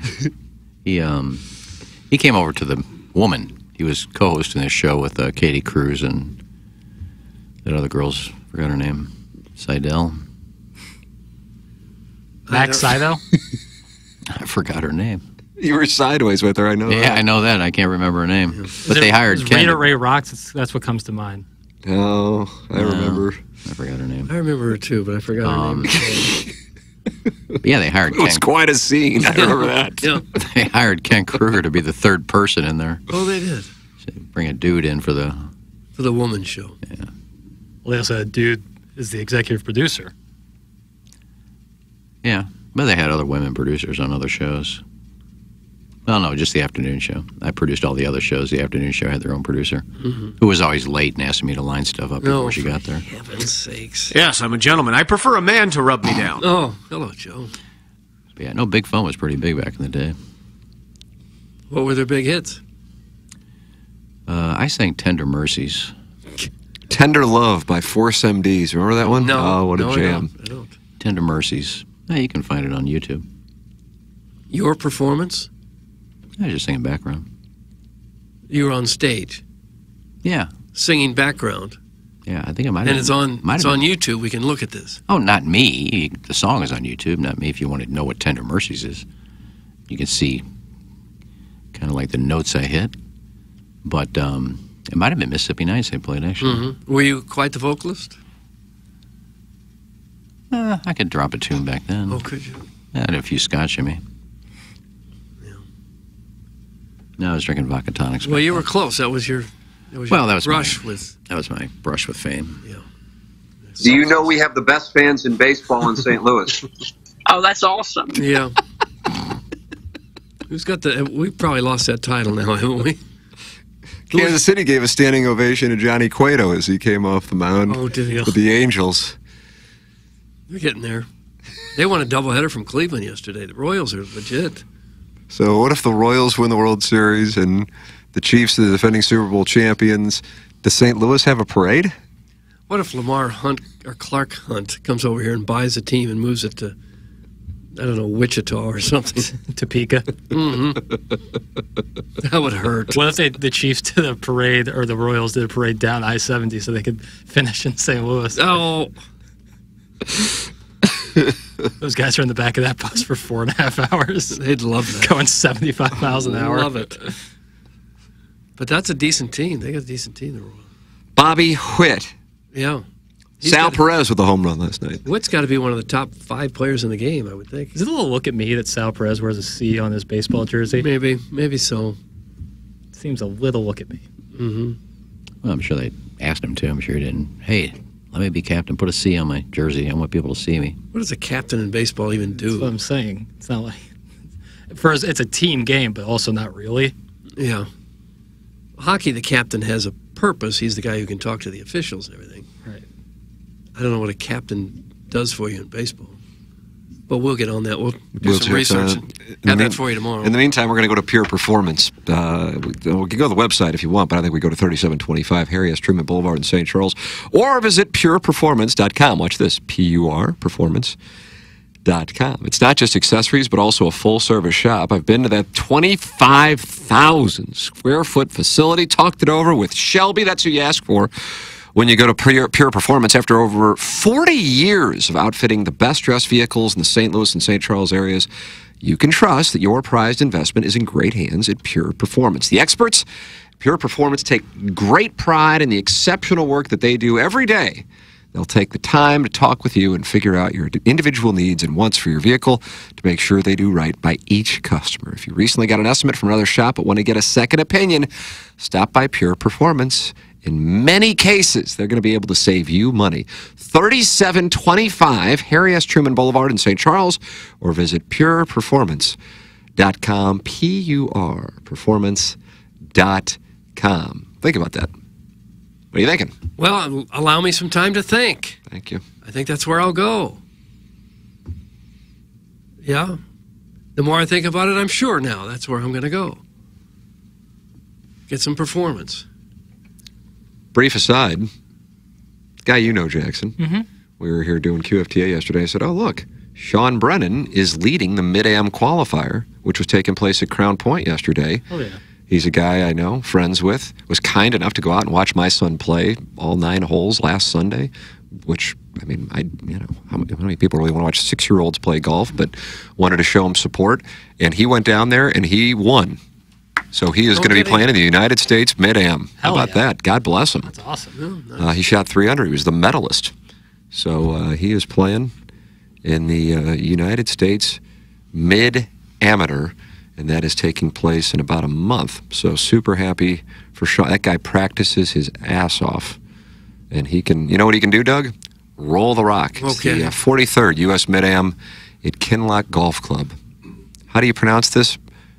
Mannequin Sabat, Virginia? M-A-N-A-K-I-N, so that's Merkin? We got a Kinloch here. I figured that's where he was going. How's their club? I'm assuming it's beautiful. Sabat, S-A-B-O-T, September 21st through September 26th. Okay. I could be wrong, but I think the Mid-Am champion used to get into the Masters. That is correct. Manic Sabat? Is that how you pronounce it? I'm trying to figure it out. Mannequin Sabat, I think so. Maybe Sabot. The winner receives an automatic invitation to play in the Masters and the U.S. Open. Holy crap. Jesus. Well, why don't we get invitations like that? Not good enough. Don't roll the rock well enough. Oh. And the Mid-Am is what? 2.5 to 5, something like that. What do you mean? I always thought it was people that have to be like a certain handicap, like +2 to Yeah, +5, what is like I actually was wondering that. What is a mid-am? Yeah, I think that's... Doug, do you know what the... I have no idea. What's the difference in a mid-am and an am? Yeah, that's what I'm saying. It's a handicap thing. Is it really? Yeah, just like the U.S. Open, you have to be, at least a +2? No, you can play in those qualifiers. It used to be a 2. And so when I got to a 1.7, I'm like, should I go out there and see if I can break 100? Because for real, I think I honestly would have trouble breaking 100. I mean, maybe I would shoot 90 something, but I'd be surprised if I broke 90 in those conditions with what I would imagine is 7,000. Don't you think they have them at like 7,000 yards? And I'm hitting my 3 hybrid into par 4s, you know? And then I'm holding guys up who are actually trying to play in the U.S. Open, and they're paired with me. Oh, no. Nice 230-yard drive. Don't get them. They get all prissy and everything when you try to improve your lie and the rough and the Yeah, exactly. Who needs it? Yeah, I mean, P. Reed won a Masters screwing around with the ball. He fluffed it. Right. I know that Manikin Sabat is in Goochland County, Oh, Virginia. Goochland, Doug. Goochland. I'm going to Goochland. Yeah. You ever sing? Comb your hair. Is that John Denver? That's June Carter Cash and Johnny Cash. Oh, nice. Walk the line. That's a real song? I'm going to Goochland? How did I miss that? Well, you just talked about becoming a pop star. That's what you write. Welcome to Goochland. Okay. It's for post-college amateur golfers. Yeah, And it's it was an age first thing. played at Belle Reve in 1981. Huh. That's a little fun fact. Well, post-college, that would be most of them, right? I'm still technically in college since I haven't graduated, right? Ah, I see. You haven't retired officially from the University of Missouri? That's correct. Well, Those 8 hours. What was that again? Because Ellen Port has won quite a few mid-ams, and I'm pretty sure she's been out of college for a while. Yeah. Oh, yeah. Sunset Hills Road. But the mid-am is for people who are out of college. 25 and up. All right. Nice, nice, and nice. Yeah, had nothing to do with handicap then. Yeah, I wonder what handicap you have to be in order to play in the thing. But the U.S. Open qualifier, Jim Holtgreave won the first one. How about that? Yeah, I wonder what the... Someone's saying 5.4 is the index that's required. Seems like an oddly specific number. I'm seeing 2.4. I mean, 5.4 is going to get some slapdicks out there. 2.4. The person literally just amended it. Yeah. Okay. 2.4 brings in... Some vanity caps. But this tournament is free of slapdicks? Net Event Warriors? I mean, yeah. I mean, 5.4, I'm like, oh. It's like, let me go out there. But you do I know you're going to pay. shoot 5 under. You do have to pay, right? Yeah, but it's not like something crazy. Probably not much more than the greens fees would be at a It's certain course, it's right? essentially, do you want to embarrass yourself? You know? I've been out there. Like if you're me, do you want to embarrass yourself? The guys who are really playing, they're expecting, like Sean shot 3 under. I was talking to a guy the other day who played a round of golf in Scotland when he was there on business, and there was a club there. I don't think it was Turnberry, but it was something like that. He said it's $750 to play a round of golf. That's what Whistling Straits It was is. the most expensive. They advertised it as the most expensive round in the world. Oh, they advertise that. Yeah. Shadow Interesting. Creek is more expensive. It has to be more expensive than that. Doug, Shadow Creek. I don't know. It's a country club, isn't it? I think Shadow Creek. I think Is it's it public. pu- I think it's public. I think Shadow Creek. I think I saw Whistling Straits. It was actually one of my Price is Right questions for Balloon Party. It was like $725 for a morning tee time. I just have to think there's a couple $1,000 tee times out there. It'd be beautiful to play that though, in like early summer. Or Whistling Straits. Yeah. Yeah. Get a wind issue. I can't get into the email. You boys, is anybody in the email? Yeah, I'm in there. It's not allowing me to get into the inbox. Chairman, do you see the emails? Me? Yeah. Yeah, I got him. I got him. I wonder why. Well, I think you might have to. Do the read here. I can do that. All right, there he is, At ladies least I and can do gentlemen. after Chairman being Kirk. late. Don't beat yourself up over the late thing. I know. Sorry. Well, I mean, you feel free to, but I'm just saying it's going to happen. It's part of the deal. All right. Luck of the Irish, or like luck of the perfect. Thank you for everything you did today, Tim. Oh. No problem. Even with a weak batch, I didn't win yesterday. The way I figure it, when Tim doesn't vote for me, I don't deserve to win. But Golden Pond have thrown me a bone. If If I was a Blockbuster, the guy would have owed me 372 days of late fees on that Billy Jack DVD, but this email's about the first time I witnessed a fisting. Oh! 1992. Annual subdivision, random dad, neighbor's son, key party. Same old, just like a wedding. Everybody's afraid to be the first one on the dance floor until the hefty drunken bridesmaid gets out there first. 11:57 p.m. My buddy Tommy's dad broke the ice and grabbed the first key with a big B on it. Good-looking dude, tall, lanky, bald on the top and hair sprouting out the sides. No. Spitting image of Lee Van Cleef.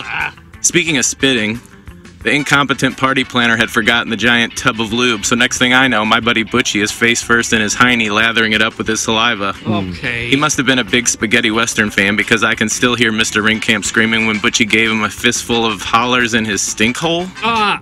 Then Butchie took it up a notch and started to belittle him with his rebel yell treatment. It's the midnight hour. You're a ho, ho, ho. That comes from Phil, last name Lachio. That's correct. I got into the inbox. Phil All right. Lachio. And that was a wonderful read, Sherman. Yeah, well done. Ed never answered my question. Doug, am I on the hook to re-sleeve your ass? Thanks and go dogs. That's Alan Dadeville. No re-sleeving necessary. Let me get this straight. People are cranky because it's hotter than hell, and you guys really think we want to hear four jabronis discuss hotel availability in Columbia, Missouri?